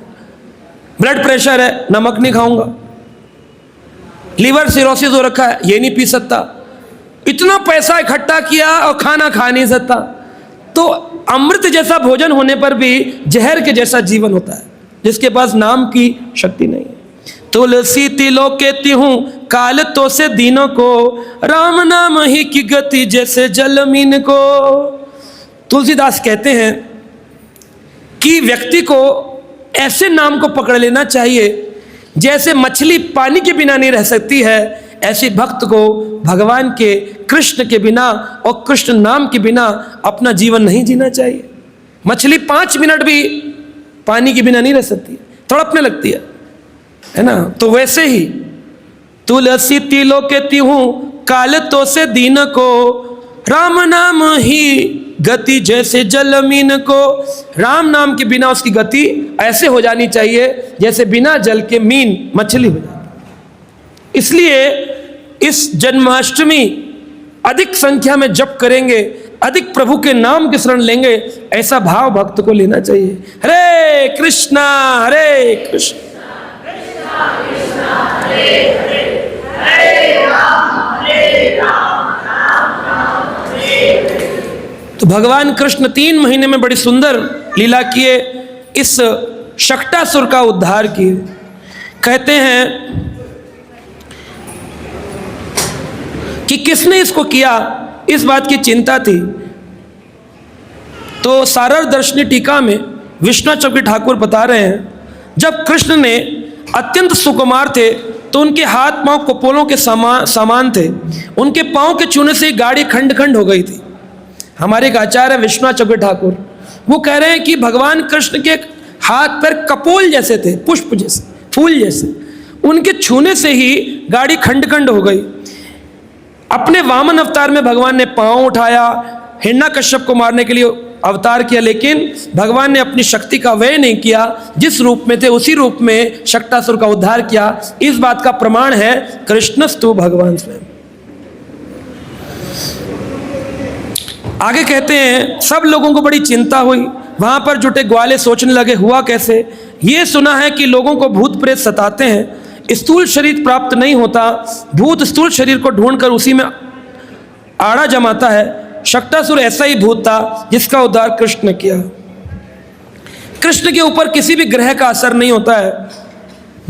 कभी कभी लोग सोचने लग जाए, सारे बच्चे बोलने लगे कृष्ण कोई साधारण बालक नहीं है, इसके ऊपर लगता है कोई दिव्य शक्ति है, या तो किसी भूत प्रेत ने इसके ऊपर आक्रमण कर लिया है। तो कृष्ण को कोई ग्रह सता नहीं सकता है। रुदंतम सुतमादये यशोदा ग्रह शक्तिका कृत्स्वस्तयनम विप्रे सूते स्तनम आपया। तभी उन्होंने कहा अरे अरे अरे अरे, लगता है कोई भूत प्रेत आ गया हमारे इस कार्य में। भगवान ने उसका वध कर तो दिया, लेकिन बच गए कृष्ण। तुरंत गोदी से उठाया और गोदी से उठा करके यशोदा ने अपने गले लगाया। ब्राह्मणों को बोला उच्चारण करो, हमारा बच्चा बच गया है, इसलिए वैदिक उच्चारण करो। कहते हैं भगवान कृष्ण ने ये शक्टासुर को क्यों मारा। भगवान कृष्ण बोले हम गोलोक छोड़ के यहाँ मैया का दूध पीने आए हैं, और मैया लगे रिश्तेदारों में, हम क्या यहाँ पर ऐसे आए हैं, हमारी कोई वैल्यू नहीं है। तो ठाकुर जी ने कहा अगर किसी को अपनी ओर मोड़ना हो तो क्या करो, जोर का धमाका करो। अगर मैं यहाँ पर जोर से टेबल पर धमाका कर दूं तो सारे लोग इधर पलट कर देखेंगे, है ना। अभी उधर टक टक कर रहे हैं, उधर मन जा रहा है, मैं यहाँ, तो सब इधर देखने लग जाएंगे, है कि नहीं। तो ठाकुर जी ने कहा सबका मन विचलित हो रहा है इधर उधर, तो चलो सबके मन को अपनी ओर आकृष्ट किया जाए। तो भगवान ने शक्टासुर वध लीला कर दी। इतनी जोर का धमाका हुआ, सारे भाग कर आए। कृष्ण ने गोदी में उठा लिया, मैया ने स्तनपान कराने लगी। तो कृष्ण मुस्कुराने लगे, बोले यही तो करना था, स्तनपान करने ही तो आए थे गोलोक से, यहां पर हम कोई वध करने थोड़ी आए, आपने ध्यान नहीं दिया इसलिए हमने ये कर दिया। तुरंत ब्राह्मणों ने बहुत जोर जोर से उच्चारण किया वैदिक मंत्रों का, ग्रहों की शांति की पूजा चालू कर दी। वैसे तो भगवान कृष्ण को कोई ग्रह सताता नहीं है, और अग्नि के यज्ञ अनुष्ठान किए जाने लगे। चावल, कुश, जल, दही से भगवान की पूजा हुई।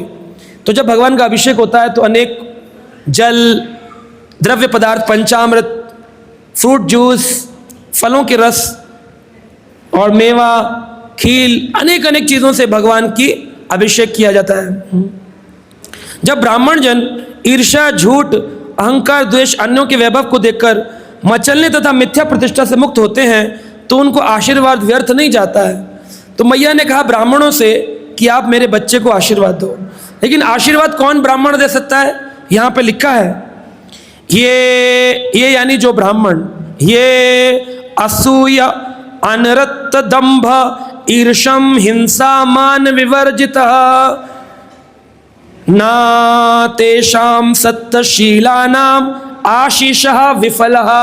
उसका आशीष कभी विफल नहीं होता जिसके अंदर ये दोष नहीं पाए जाते। अगर ब्राह्मण में या किसी भक्त में झूठ बोलता है, अहंकार करता है, ईर्ष्या करता है, दूसरों की निंदा करता है, दूसरों से विचलित हो जाता है, तो फिर उसका आशीष काम नहीं करेगा। आशीष उसी का काम करता है जो सही मायने में सारी निंदा, बुराई, चुगली, मन उसका मन शांत है। उसके पास आप बैठेंगे, स्पर्श करते ही वो आपको आनंद की अनुभूति होगी, है ना। हम अपने गुरु महाराज के पास जाते थे, प्रश्न पूछे पहले ही गुरु जी के पास जाकर बैठो, सारे प्रश्नों का उत्तर मिल जाता। तो हम बोलते थे महाराज जी आपके पास आते, तो बोलते किस लिए आए, कह रहे जिस लिए आए थे वो तो समाप्त हो गया, अब हमारे मन में कोई संदेह नहीं। ये भक्त होते हैं। गंगा में जाने के बाद शुद्धि होती है, लेकिन भक्तों के दर्शन करने मात्र से शुद्धि होती है। कहते हैं गंगा रे परस हईलो पाश्चाते पावन दर्शने पवित्र करो, यही तुम्हारा गुण। भक्तों का गुण होता है कि उनके दर्शन करने मात्र से शांति की प्राप्ति, बड़ा सुख लगता है। और दंभी हिंसक व्यक्ति हो, कितना त्रिपुंड लगाए बैठा हो, लेकिन दंभी आदमी के पास जाकर चाहे नारंगी वस्त्र पहना हो, मन के अंदर बड़ी विचलता आती, मन बड़ा दुखी होता है। हम लोग कुंभ मेले में जाते हैं, देखते हैं अनेक अनेक सनातनी लोग बैठे हैं, लेकिन मन नहीं करता कि उनके पास बैठा जाए। तो न बैठा जाए उसका कोई विशेष कारण तो नजर नहीं आता है, लेकिन एक कारण नजर आता है कि उनके हृदय के अंदर दंभ है। और जब तक आप में दंभ रहेगा, अहंकार रहेगा, आप किसी के ऊपर आशीष नहीं कर सकते, वो आपका आशीष विफल हो जाएगा। तो यशोदा जी ने उन ब्राह्मणों को बुलाया जिनका यह आशीष विफल नहीं होता है। पवित्र स्तोत्रों के साथ अनुष्ठान संपन्न करने के लिए आमंत्रित किया गया। नंद बाबा ने बच्चों को शुद्ध जड़ी बूटी से मिश्रित जल से स्नान करवाया।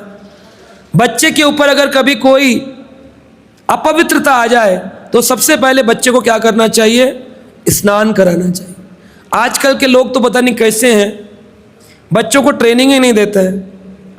वो बच्चे जो है नहाने से ऐसे चिढ़ने लग गए हैं, कभी कभी नहाते हैं संडे मिलकर के छुट्टी के दिन, है ना। हम तो बहुत देखे हैं लोगों को, हमारे मित्र वगैरह नहाते नहीं थे, पर क्योंकि हमारा परिवार वैदिक ब्राह्मण कुल था तो हमें बचपन से ये था कि भोजन तभी करोगे जब नहा लोगे। और हम अपने दोस्तों के घर जाते थे, वो अंडा वंडा खा रहे होते थे, बोलते थे नहाओगे कब? कहते 12 बजे। संडे का दिन को जल्दी नहाते, संडे हो या मंडे, कहते थे रोज खाओ अंडे। मैंने फिर उसको एक दिन मजाक में कह दिया, संडे हो या मंडे यमराज के पड़ेंगे डंडे। तो फिर वो चिढ़ गया, फिर बात करनी बंद कर दी मेरे से, जो भी रहा। तो प्राय स्नान करना एक वैदिक नियम है। सुबह उठकर सबसे पहले लोग पूछते हैं कई बार हमसे, प्रभु जी माला तो बिना स्नान के भी कर सकते हैं ना? कर तो सकते हैं, लेकिन स्नान करने में तकलीफ क्या है? थोड़ा सा जल ही तो डालना है ऊपर, उसके लिए भी ठंड है, कभी ये है, कभी बीमारी है, कभी वो है। बच्चे के बचपन में संस्कार डाल दो, बेटा बेड से उठे सीधा जाकर स्नान करना है, ये पवित्रता है। हमारे तो छोटे छोटे बच्चे जब छोटे भी थे, अब तो बड़े हो गए, वो अगर टॉयलेट जाएंगे तो स्नान करके बाहर आएंगे। ऐसा नहीं होगा टॉयलेट चले गए, लोग टॉयलेट जाते हैं, टॉयलेट से बाहर आकर के घूमते रहते पूरे घर में, फिर कपड़े निकालते रहते, मैं अभी नहाने की सोच रहा हूँ। तो आपने तो टॉयलेट करके सारे कपड़े तो आपने गंदे कर, अपवित्र हो गया सारा। फिर आपने पहनकर पूजा करी तो कहाँ पूजा लगी? आपने तो गंदगी पूजा में कर ली अपनी। मल त्याग करके आए हैं, उसी मलिन कपड़ों से अब कैसे पूजा कर सकते हैं? मैं तो भागवत कथा करने के लिए प्रसाद भी नहीं पाता हूं कि अगर प्रसाद पाऊंगा मुंह झूठा हो जाएगा तो भागवत कैसे करेंगे? क्योंकि ये भागवत की गद्दी व्यास गद्दी जो होती है, व्यास देव जी की गद्दी है। हम तो केवल इस पर उनका उच्चिष्ट बांट रहे हैं, हमको इसके मालिक नहीं है। तो मैं बड़े नियम पालन करता हूं कि कम से कम भागवत करने से पहले नवे वस्त्र हो, स्नान किया हो। अब सर्दी के दिन में लोग बोलते प्रभु जी आप कैसे कर लेते? शाम को 6 बजे कथा है, 5:30 बजे मैं स्नान करूँ। सुबह भी किया, दोपहर में भी किया, शाम को भी किया। तो स्नान का नियम डालना चाहिए व्यक्ति को। जन्मदिन हो तो विशेष स्नान करना चाहिए। तो जब भी कोई अपवित्रता लगे स्नान करना चाहिए, और स्नान भी केवल खाली जल से नहीं, मंत्रों के साथ। जब स्नान करें तो साथ में भगवान का मंत्र बोले, हरे कृष्णा कृष्ण कृष्ण हरे हरे।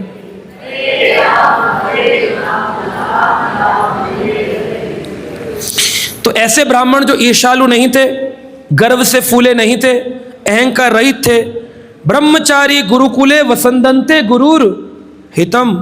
जो पहले जमाने में नियम था, बच्चे गुरुकुल जाते थे और गुरुकुल में फिर वो बच्चे 25 साल की उम्र तक शिक्षा देते थे, फिर वापस आते थे। भगवान कृष्ण भी 64 दिनों के लिए संदीपानी मुनि के आश्रम गए। अभी मैं पिछले महीने उज्जैन में कथा कर रहा था, तो हम लोग संदीपानी मुनि आश्रम भी गए। वहाँ पे संदीपानी मुनि के पास 64 दिनों में 64 कलाओं को कृष्ण ने सीखा। 14 विद्या और 64 कला। गुरु जी का बिस्तर कैसे लगाना है, धनुष बाण कैसे चलाना है, सारी कलाएं कृष्ण को आती नहीं है क्या? संपूर्ण कला सर्वश्रेष्ठ है, लेकिन भगवान भी शिक्षा देते हैं कि गुरु के आश्रम में जाए बिना, गुरु की शरण में जाए बिना कोई वैदिक ज्ञान आपको प्रकट नहीं हो सकता। आप पढ़ भी लोगे टिकेगा नहीं, भूल जाओ। जब वक्त पड़ेगा ज्ञान गायब। गुरु की कृपा, ब्रह्मचारी गुरुकुले वसदंते गुरु हितम, गुरु के हित के लिए कार्य करता है। जो अपना जीवन गुरु के लिए जीता है, भगवान के लिए जीता है, फिर भगवान गुरु उसके ऊपर कृपा करते हैं। ब्राह्मण कौन है? कहते हैं ब्राह्मण वो व्यक्ति है जिसने ब्रह्म को जान लिया है। कौन है? भगवान। उसे कहते हैं ब्रह्म जानाति इति ब्राह्मण, जो ब्रह्म को जान गया। कितने लोग हैं जिनका जन्म ब्राह्मण कुलों में हुआ है, लेकिन उनको यह भी नहीं पता कि भगवान कौन है। वो देवताओं को कहते हैं ये भगवान, बहुत भगवान है भारत में। तो आप तो अभी ब्राह्मण ही नहीं हो, कैसे ब्राह्मण बोलते हो अपने को? ये वैदिक ग्रंथ में लिखा है, जन्मना जायते शूद्रो, जन्म से सभी शूद्र होते हैं। संस्कारात भवेत द्विज, संस्कारों से द्विज बनते हैं। वेद पठेत भवेत विप्र, वेद पढ़ने के बाद विप्र बनते हैं। और परम ब्रह्म को जान करके कि कृष्ण ही सत्य हैं, श्री कृष्ण को जानने के बाद ब्रह्म जानाति इति ब्राह्मण, तब ब्राह्मण बनते हैं। आजकल लोग जाति अनुकूल अपने को ब्राह्मण घोषित करते हैं, क्षत्रिय घोषित करते हैं, वैश्य घोषित करते हैं। जन्म से जाति नहीं होती, जन्मना जायते शूद्रो, जन्म से सब शूद्र है। कोई ब्राह्मण क्षत्रिय शूद्र नहीं, वैश्य नहीं होता। लेकिन समाज की रूपरेखा ऐसी है, आदमी बोलता है मैं ब्राह्मण कुल में हुआ, मैं क्षत्रिय कुल में हुआ। अब हुए, लेकिन भगवान की दृष्टि से जन्मना जाए तो शूद्र, सब शूद्र है। आपको अपने संस्कार बढ़ाने पड़ेंगे, आपको अपने वेद ग्रंथ पढ़ने पड़ेंगे, आपको ब्रह्म को जानने का प्रयास करना पड़ेगा, तब आप ब्राह्मण बनेंगे। ऐसे ब्राह्मण जो होते हैं वो ईर्ष्या से रहित, उन ब्राह्मणों को नंद बाबा ने बहुत सुंदर उपहार देकर के भेंट दिया।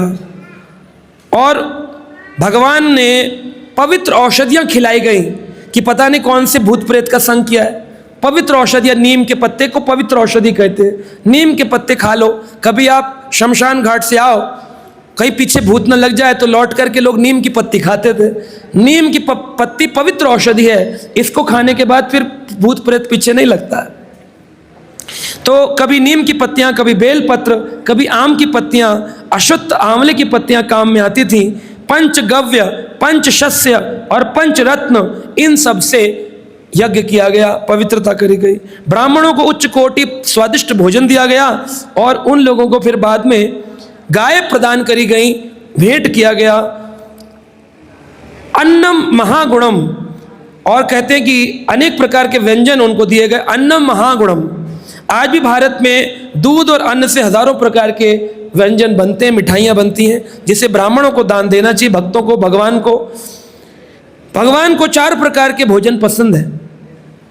भगवान क्या खाते हैं? कई बार लोग बोलते हैं हम वो बनाते हैं जो हम खाते हैं। अगर हमें चाउमीन पसंद है, हम चाउमीन बना के भगवान के आगे रख देंगे, कहेंगे भगवान चाउमीन खाएंगे, हम प्रसाद खा रहे, चाउमीन प्रसाद।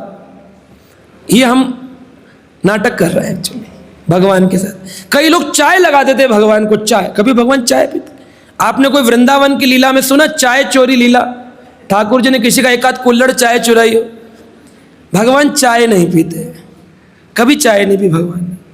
भगवान चाय के विरोधी हैं। चाय को तो विदेशी लोग भारत में ले आए और फिर लाकर के आपके इलाके में, दार्जिलिंग आदि में, है ना, उसके आसाम में बाग लगा दिए, चाय के बागान बन गए। चाय की पत्ती में नशा होता है। और व्यक्ति बोले मैं ग्रीन टी पीता हूं, तो ग्रीन टी भी तो नशा है। टी तो टी है ना, चाहे वो ग्रीन हो या ब्लैक हो। जो सूख गई वो ब्लैक, जो रह गई वो ग्रीन, तो दोनों ही तो नशा है। अच्छा, आप कभी गधे को चाय के बागान में छोड़ दो, वो नहीं खाएगा, नहीं खाता। गधा भी नहीं खाता उस चाय को, इंसान खा लेता है, क्योंकि वो गधे से भी ज्यादा नीचे उसकी बुद्धि चली गई। भांग के खेत में गधे को छोड़ करके देखा गया, एक्सपेरिमेंट होते हैं, गधा भांग नहीं खाता, सूंघ करके बाहर आ जाएगा भांग के खेत से, चाय के खेत से। मनुष्य को छोड़ दो, बढ़िया फोटो खींचेगा पहले तो बागान में, फिर पत्तियां तोड़ेगा, कहेगा आज ग्रीन टी पीऊंगा, ग्रीन टी पीता। अगर आपको इतना ही टी पीने का शौक है तो आप अपने घर में खुद की स्वनिर्मित टी बना सकते हैं, हर्बल टी। कैसे बनती है? आप ले लीजिए अदरक, इलायची, काली मिर्च, चीनी, दुग्ध, जल और ऐसी अनेक अनेक जो पदार्थ हैं, अर्जुन वृक्ष की छाल, ये सब डालकर आप बना सकते हैं। लेकिन इसमें चाय पत्ती नहीं डालना, चाय पत्ती डालती तो वो नशा हो गया। और भक्ति के अंदर नशा सबसे पहले बोला गया, नशा छोड़ना पड़ेगा, नो इंटॉक्सिकेशन, नशा नहीं करना। अब व्यक्ति बोलता है चाय में थोड़ी नशा है, चाय में क्या नशा है? प्रभु जी आप भी ऐसी बातें करते हैं, चाय तो प्राय सभी घरों में 3-3 बार 4-4 बार, ठंड के महीने में तो और ज्यादा पी जाते। अगर नशा नहीं है तो मैंने उनको कहा अगर नशा नहीं है तो छोड़। बोले नहीं छूटती नहीं है। यही तो नशा, नशा क्या करता, आदत पड़ जाती है। शराबी को रात को बोतल चाहिए, चाय वाले को चाय चाहिए, सुबह उठते बेड टी, उसका तो नाम ही है बैड टी, गंदी चाय, सुबह सुबह चाहिए गंदी चाय। मुंह भी नहीं धोया होता, ब्रश भी नहीं किया होता, सारे कीटाणु जो रात भर के मुंह में होते हैं चाय के साथ पेट के अंदर।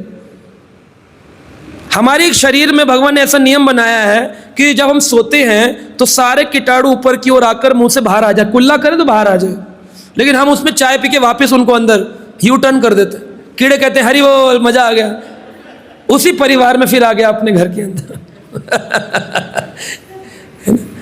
तो वैदिक नियमों का हम पालन नहीं कर रहे, इसीलिए दुख दर्द है, बीमारियां हैं। आप वैदिक नियम का पालन करिए, देखिए आपका शरीर भी स्वस्थ रहेगा, मन भी स्वस्थ रहेगा। जो लोग चाय पीते थे उन्होंने जब छोड़ दी, बोलते थे सिर दर्द होता है, चाय नहीं पियेंगे तो सिर दर्द होता है। 1 दिन होगा, 2 दिन होगा, 4 दिन होगा, उसके बाद 5वें दिन कुछ नहीं होता। तो अब और आपको छोड़ने के लिए हमने बता ही दिया उपाय, हर्बल टी पीते रहिए, धीरे धीरे वो छूट जाएगी। इस प्रकार गायों का दान करना भी बड़ा कार्य था। नंद बाबा ने गायों का दान किया। धन वैभव हेतु ब्राह्मणों को गाय दी गई। पहले जमाने में कितनी गाय किसके पास है इससे पता चलता था कौन कितना रईस है।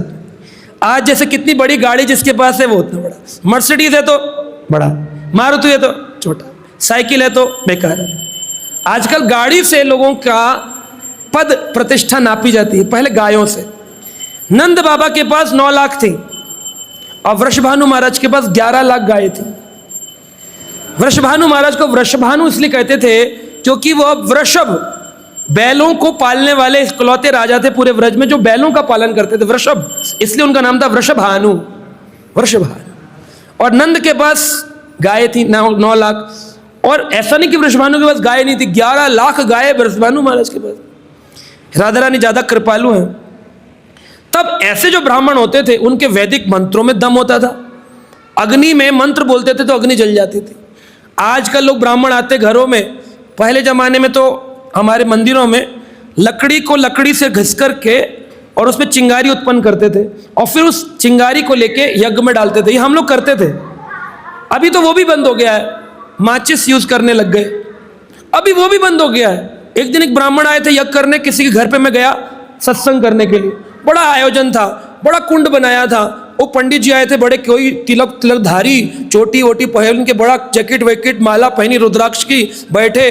मैंने कहा मंत्री जी पंथ से अग्नि प्रज्वलित करिए। कह रहे अरे महाराज आजकल कौन अग्नि मंत्र से जलाता है। कुर्ते में हटा लाइटर निकाला, कुड़क चला। अद्भुत फास्ट पंडित जी लाइटर से, है ना? तो ये जमाना आ गया, लाइटर वाले पंडित जी हैं। विप्रम मंत्र विदो युक्तस्त्यो प्रोक्ताम तथा आशीषः ता निष्फलम भविष्यन्ति न कदाचित अपि स्फुटम। वैदिक मंत्रों के उच्चारण से पूरी तरह पटु जो ब्राह्मण थे, उन्होंने योग शक्तियों से संपन्न योगी थे बड़े बड़े, वो आशीर्वाद देते थे, वो कभी निष्फल नहीं होता था। कदाचित अपि स्फुटम।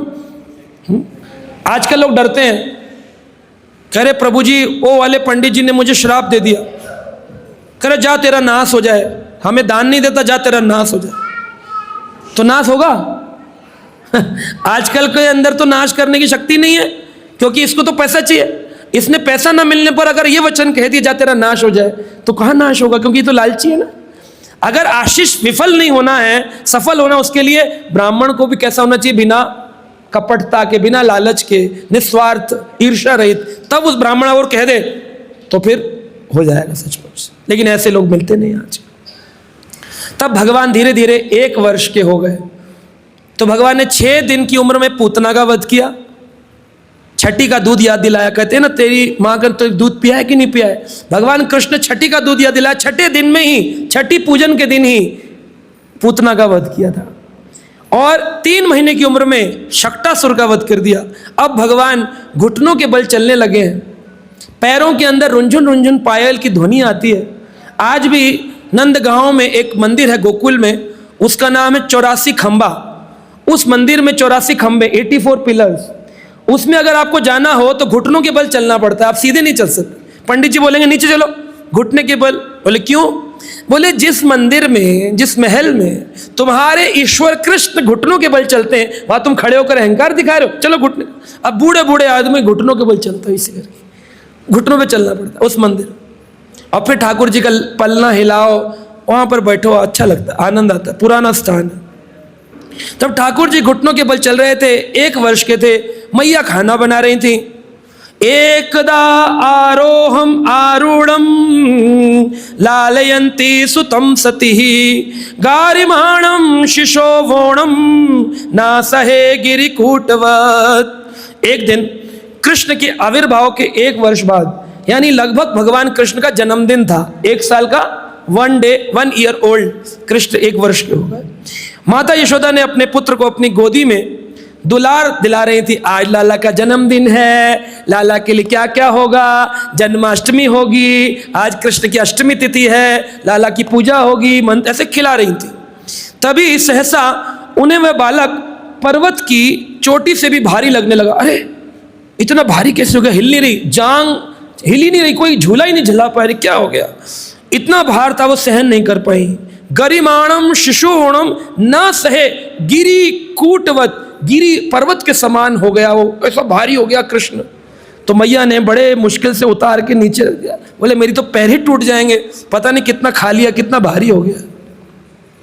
भूमो निधायतम गोपी विस्मिता भार पंडितः महापुरुष आदयो जगताम आस कर्मसु।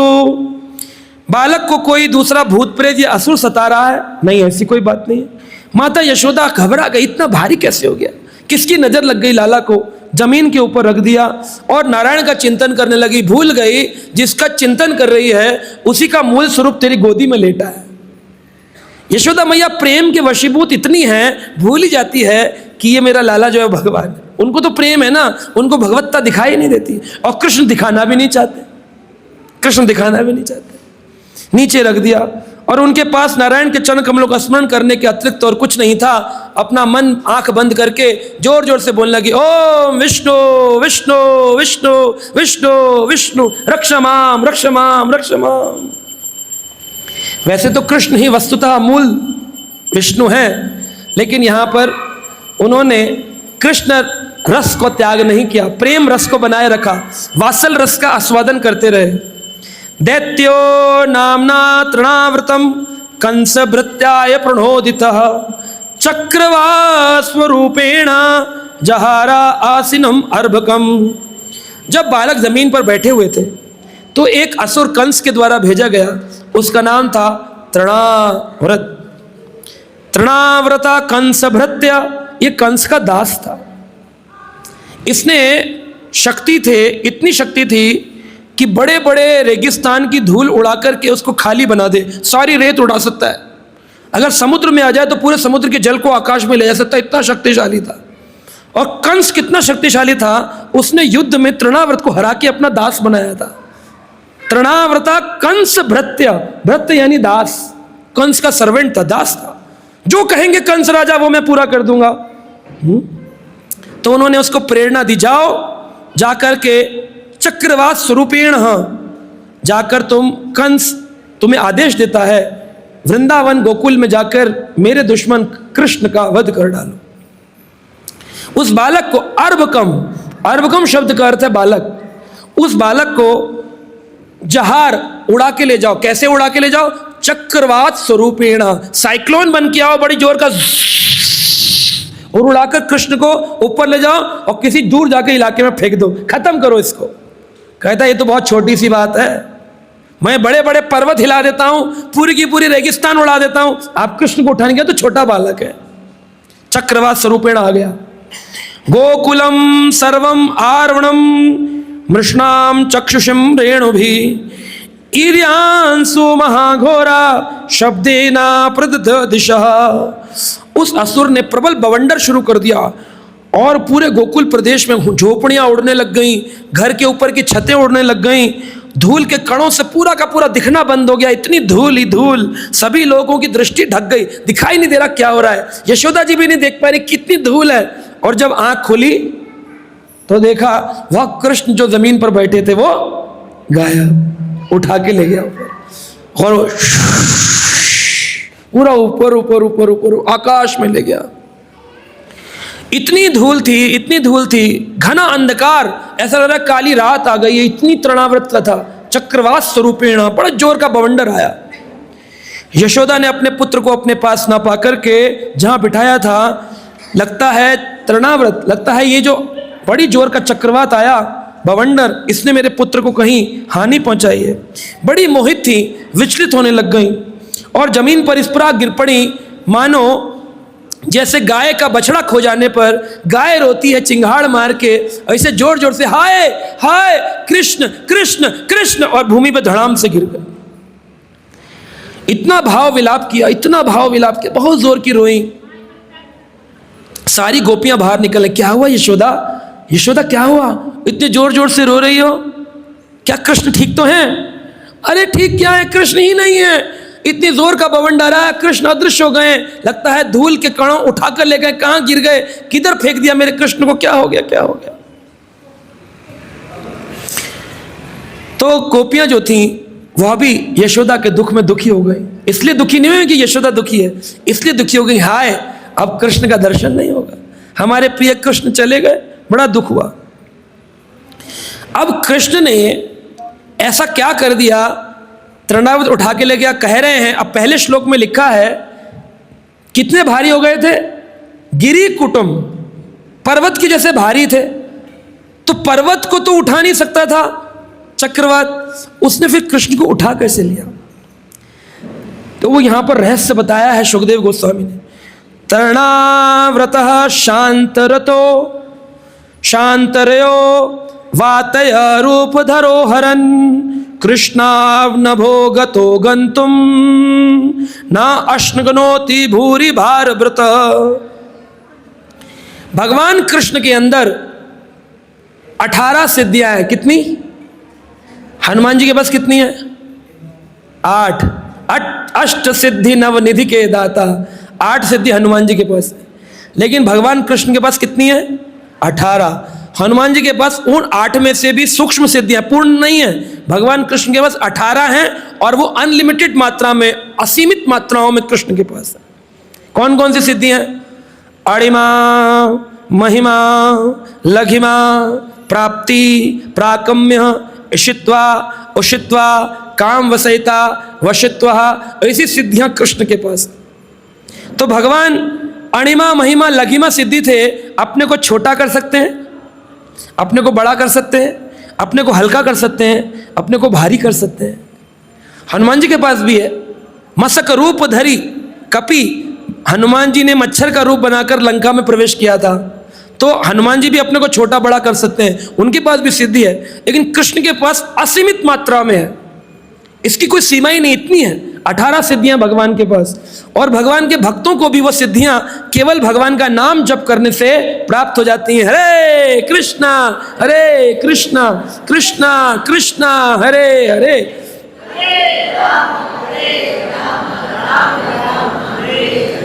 तो भगवान के भक्तों को भी ये सिद्धियां मिल जाती हैं।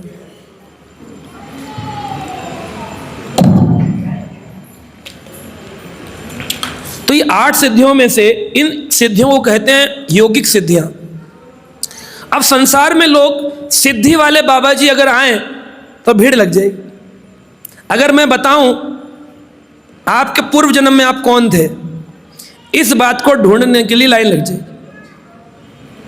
अगर मान लो पूर्व जन्म में आप हाथी थे तो उससे इस जन्म पर क्या फर्क पड़ेगा? लेकिन इसको सुनने के लिए लोग बड़े ललायत होते हैं। प्रभु जी हमारा बताओ ना। मैंने एक बार ऐसी 2-4 किसी का बताया, अरे सारे भक्त हरि नाम छोड़कर लग गए लाइन में। हमारा गड्ढे में आपको धक्का दिया, आप गड्ढे में गिर गए। अब ये जरूरी है पूछना किसने धक्का दिया, या ये जरूरी है कि कैसे निकलेंगे? बताओ। निकलेंगे कैसे ये पूछना है, धक्का किसने दे थोड़ी। हमारे एक महाराज हैं, वो बता रहे थे, बोले मैं एक बार अपने गांव गया, हमारे गांव में एक ज्योतिष थे, वो बड़े पाखंडी थे। ज्योतिषों में ज़्यादातर पाखंडी होते हैं, बहुत कम सच्चे होते हैं, ज़्यादातर पाखंडी लोग ही होते हैं। वो लोग बड़ी बड़ी गारंटी लेते हैं, मैं तुम्हारा ये कर दूंगा, वो कर दूंगा, वो कर दूंगा, अपनी खांसी तक ठीक नहीं कर पाते और लोगों का पता नहीं क्या क्या उतारते रहते, तेरा मंगल उतार दूं, तेरा ये उतार दूं, उतार। तो अपने मित्र के घर गए तो महाराज बता रहे थे, बोले मैं अपने एक भक्त के घर गया, परम पूज्य राधा गोविंद स्वामी महाराज बता रहे थे, बोले मैं अपने एक भक्त के घर गया, उसके घर में एक ज्योतिषाचार्य आए हुए थे जो हमारे गांव के थे। तो हमको देखकर वो थोड़ा घबरा गए, जब एक ही गांव के पता होता है ना कितना गड़बड़ आदमी है, तो बड़ा घबरा गए। घर का जोगी जोगना, अन्य गांव का सिद्ध। तो बोले अभी अन्य गांव में तो सिद्ध मान रहे थे, लेकिन ये तो महाराज जी तो हमारे ही गांव के। तो महाराज जी बोले, मैंने कहा कोई नहीं, कर लो अपना पाखंड, कोई बात नहीं, कर लो। तो वो करने लगा। तो वो आदमी जो था, उसकी पत्नी अभी अभी छोड़कर भाग गई थी, सेपरेट हो गई थी। इसी कारण से उसने ज्योतिषाचार्य को बुलाया और पूछ रहा था कि कैसे हमारा सेटलमेंट होगा। तो शादी के 10 साल बीत गए थे, छोड़कर चली गई पत्नी। तो वो बताने लग गए, देखो पूर्व जन्म से तुम्हारे 7 जन्मों का रिश्ता था। तो महाराज जी बोले, वो ज्योतिषाचार्य अपना पाखंड फैलाने लगा, कहता एक जन्म में तुम तोता मैना थे। तो वो जो भक्त था वो बड़ा प्रसन्न हुआ, बोला अच्छा मैं और मेरी पत्नी तोता मैना थे। बोले हाँ, वो तू करती थी, तुम मैं करते थे, तोता मैना थे। फिर अगले जन्म में ऊँटनी बने, बड़ा प्रसन्न हुआ। उसके बाद हाथी हथनी बने, और प्रसन्न हुआ। ऐसे उन्होंने 6 जन्म बताए, सारे पशुओं के जन्म बताए, फिर भी खुश हुआ। बोला इस जन्म में तुम दोनों पति पत्नी बनकर के आए, तो ये 7वां जन्म था तुम्हारा, 7 जन्म का चक्र पूरा हो गया। तो महाराज जी बोले, मैंने उनसे कहा 7 का नहीं ना हुआ, 6.5 का हुआ ना, क्योंकि आधे में भाग गई ना। आधे में भाग गई ना, तो उसे 6.5 का हुआ ना। असलियत में वैदिक शास्त्र कहते हैं किसी भी व्यक्ति का किसी भी जन्म का कोई रिश्ता नहीं है। लोग बोलते शादी के 7 फेरे 7 जन्मों का चक्र है, नहीं होता, कोई 7 जन्म का चक्र नहीं है। कोई कहाँ जाएगा, कोई कहाँ जाएगा, किसी को नहीं पता। वसुदेव जी बताते हैं देवकी को कि ये जो नदी बह रही है, इसके किनारे 2 वृक्ष खड़े हैं, ऊपर से पत्ते गिरे, कुछ देर के लिए 2 पत्ते साथ हुए, पति पत्नी बन गए, आगे पत्थर आया, अलग हो गए। इतना ही रिश्ता है बस, ये लंबा रिश्ता नहीं है, कोई 7 जन्म से चला आ रहा है या आगे चलेगा। ये लोगों की भ्रांत धारणा उन्होंने, यहीं के लोगों ने बना रखा है अपने मन के लिए। तो इस प्रकार से भगवान कृष्ण के पास बड़ी शक्तियां हैं, और जितने भी लोग सिद्धि पाने की इच्छा रखते हैं वो लोग हमेशा अशांत रहते हैं। सिद्धि मुक्ति भुक्ति कामी सकल अशांत, कृष्ण भक्त निष्काम अतएव शांत।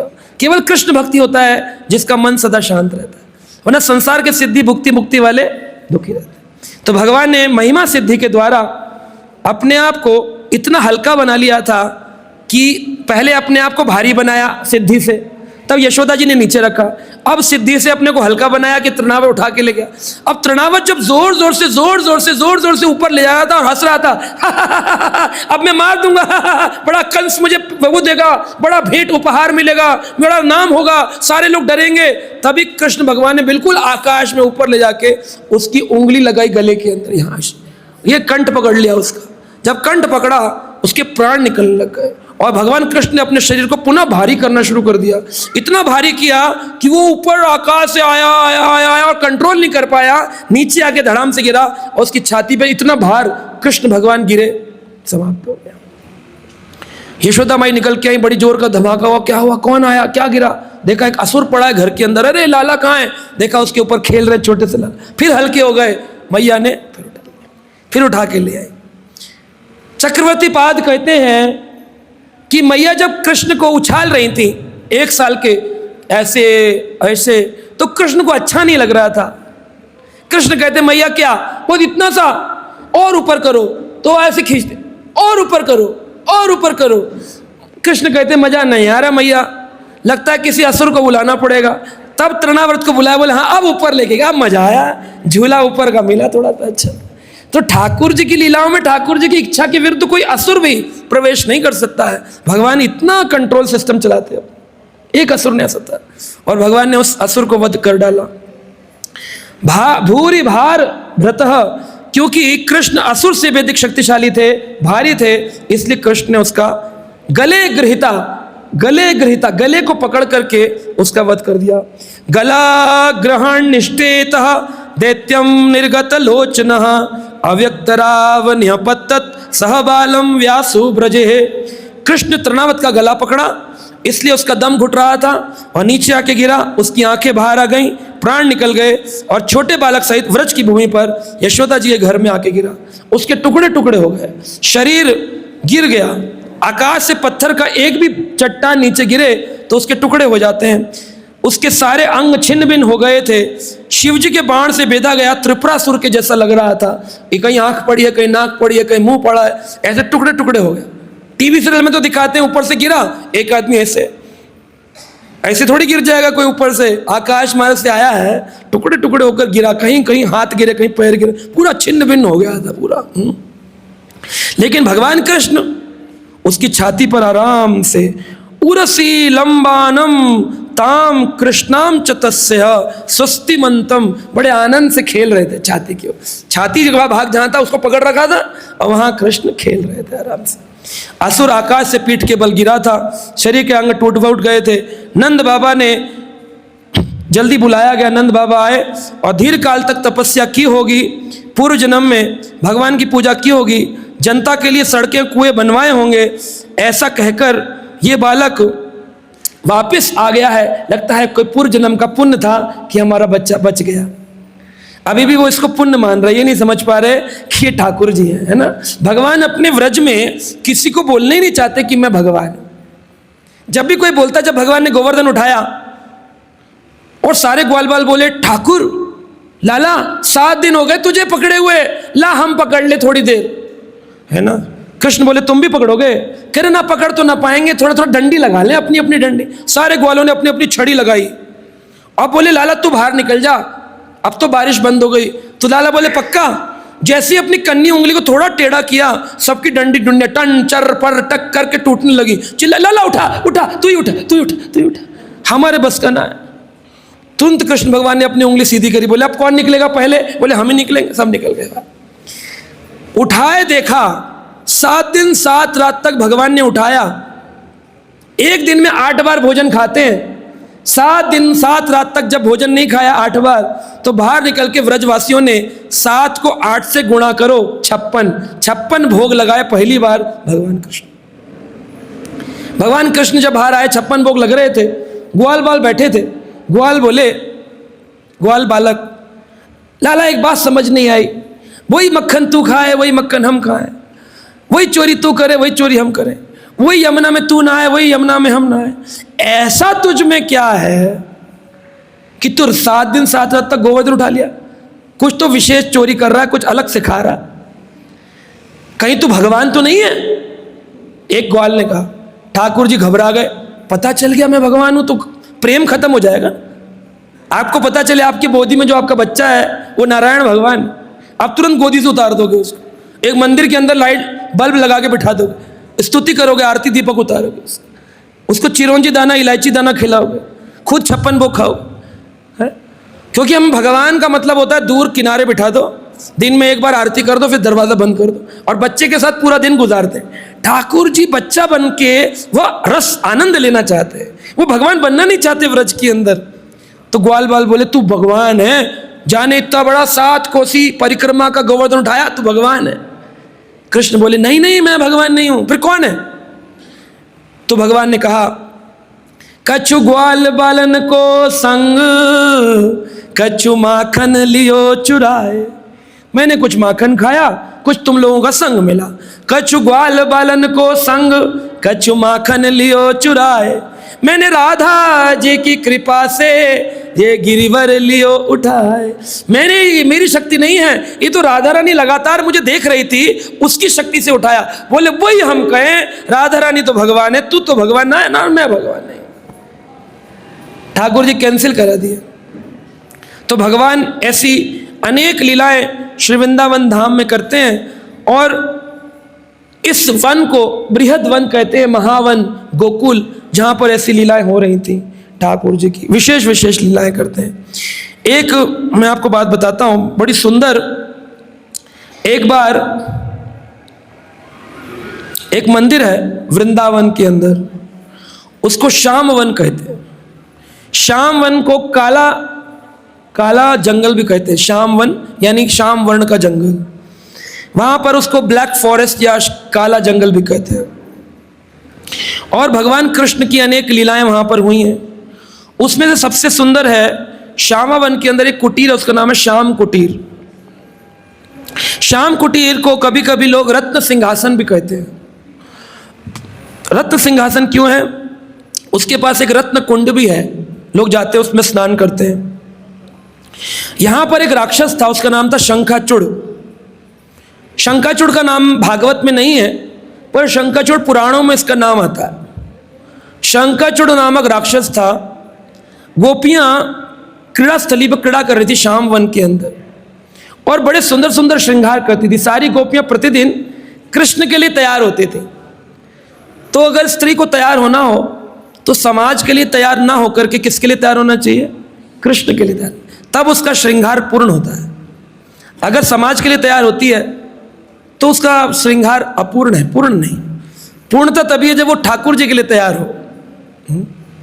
जैसे स्त्री अपने पति के लिए तैयार हो सकती है, लेकिन उससे भी उत्तम है भगवान के लिए तैयार हो। अब उल्टा होता है, पार्टियों में जाती हैं तो पता नहीं क्या क्या मेकअप लगाती हैं कि खुद को नहीं पहचान पाती हैं जब वापस आती हैं, लेकिन जब मंदिर जाती हैं तो पता नहीं ऐसे अजीब अजीब से सिंपल से कपड़े, सोते कपड़े पहन के चले जाते हैं। अगर आप भगवान से भेंट करने जा रहे हो तो आपको तैयार होना चाहिए। जन्माष्टमी आदि उत्सवों में सुंदर बन के ठाकुर जी से मिलने जाना चाहिए। हमारी पर्सनल मीटिंग कृष्ण कन्हैया के साथ। अच्छे पुरुष भी वैदिक धोती कुर्ता पहन के, पैंट शर्ट नहीं, वैदिक धोती कुर्ता पजामा कुछ भी पहने, वैदिक लुक होना चाहिए। आदमी कहता है अब कपड़ों से क्या फर्क पड़ता है जी, मन में भक्ति होनी चाहिए। तो जब आपके यहाँ 15 अगस्त आता है तो सारे लोग झंडे क्यों लगाते? मन में रखो ना, झंडे लगाने से क्या होता है। लेकिन जब कोई क्रिकेट मैच जीत जाती है कंट्री, पटाखे क्यों चलाते? मन में रखो ना, चलाने से क्या होता है। तो सब कुछ दिखावा करेंगे, दिवाली आएगी तो साड़ी कपड़े पहनेंगे, सजाएंगे, मन में रखो ना लक्ष्मी के पूजन, दिखाने से क्या होता है। हर जगह दिखाएंगे, लेकिन जहां भक्ति की बात आएगी वहां कहेंगे यहां दिखाने की जरूरत नहीं होती है। भगवान की भक्ति के लिए भी ऊपरी वेशभूषा बदलनी चाहिए।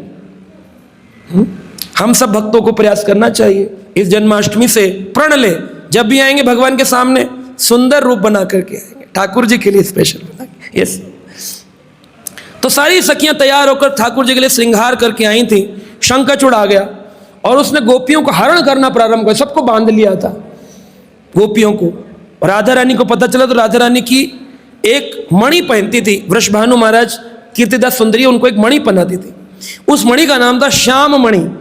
तो उसको राधा रानी को बड़ी प्रिय है क्योंकि वो कृष्ण उसका नाम है श्याम मणि। उसने वो छीन और छीन करके भागने लगा तो गोपियों ने चिल्लाया जोर से, क्या बोली? क्या बोली?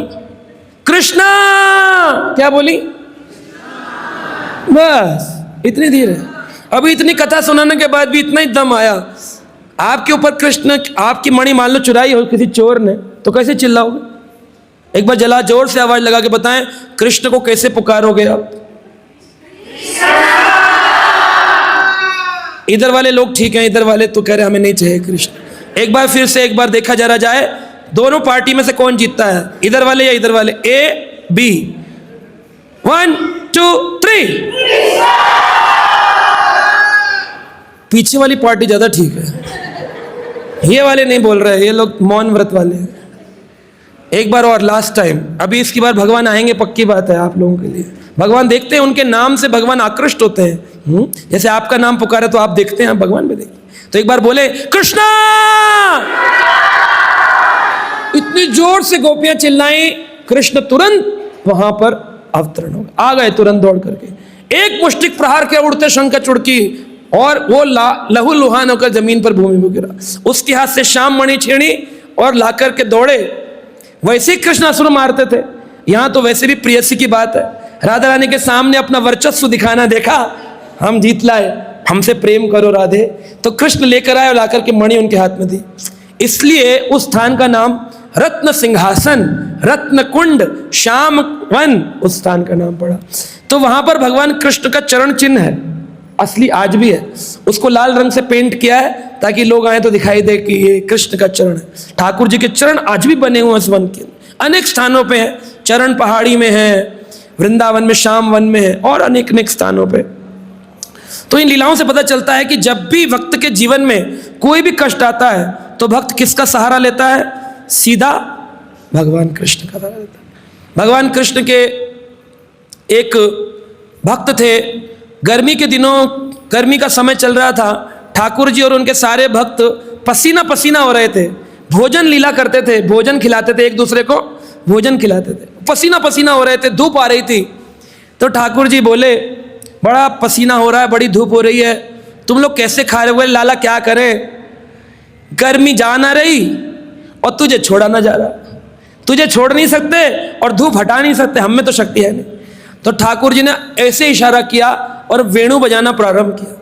जब भगवान कृष्ण ने वेणु बजाई तो बड़े बड़े बादल आकाश से आने लग गए और आकर के नीचे, जैसे अभी यहाँ गैंगटॉक में बादल दिखाई देते हैं ना, वैसे बादल आ गए वृंदावन में और सारी धूप चली गई, छाए हो गई पूरी की पूरी, और सब ग्वाल बाल बड़े प्रसन्न हो गए, सबने भोजन खाना प्रारंभ किया, बड़े आनंद से भोजन खाया। तो उस स्थान का नाम पड़ा बदली। यहाँ पर बादल आए थे। तो भगवान कृष्ण अपने भक्तों की रक्षा करते हैं, आप केवल उनके शरण में जाएं, ठाकुर जी अवश्य आपकी रक्षा करेंगे। तो ऐसी आज हमने भागवत में अनेक लीलाओं का श्रवण किया। कल फिर इसी क्रम में और भगवान की लीलाओं का श्रवण करेंगे। अभी आरती जीवन में भक्ति और शांति का संचार करना चाहते हैं तो देर किस बात की, जुड़िए हमारे YouTube चैनल कृष्णा टीवी से, जहां आपको मिलेंगे भक्तिमय वीडियोस, प्रेरणादायक भागवत कथाएं और अनमोल आध्यात्मिक ज्ञान। तो अभी सब्सक्राइब करें और हमें फॉलो करें एवं अपने प्रियजनों के साथ ये दिव्य यात्रा साझा करें और आध्यात्मिकता की ओर कदम बढ़ाएं। हरे कृष्णा।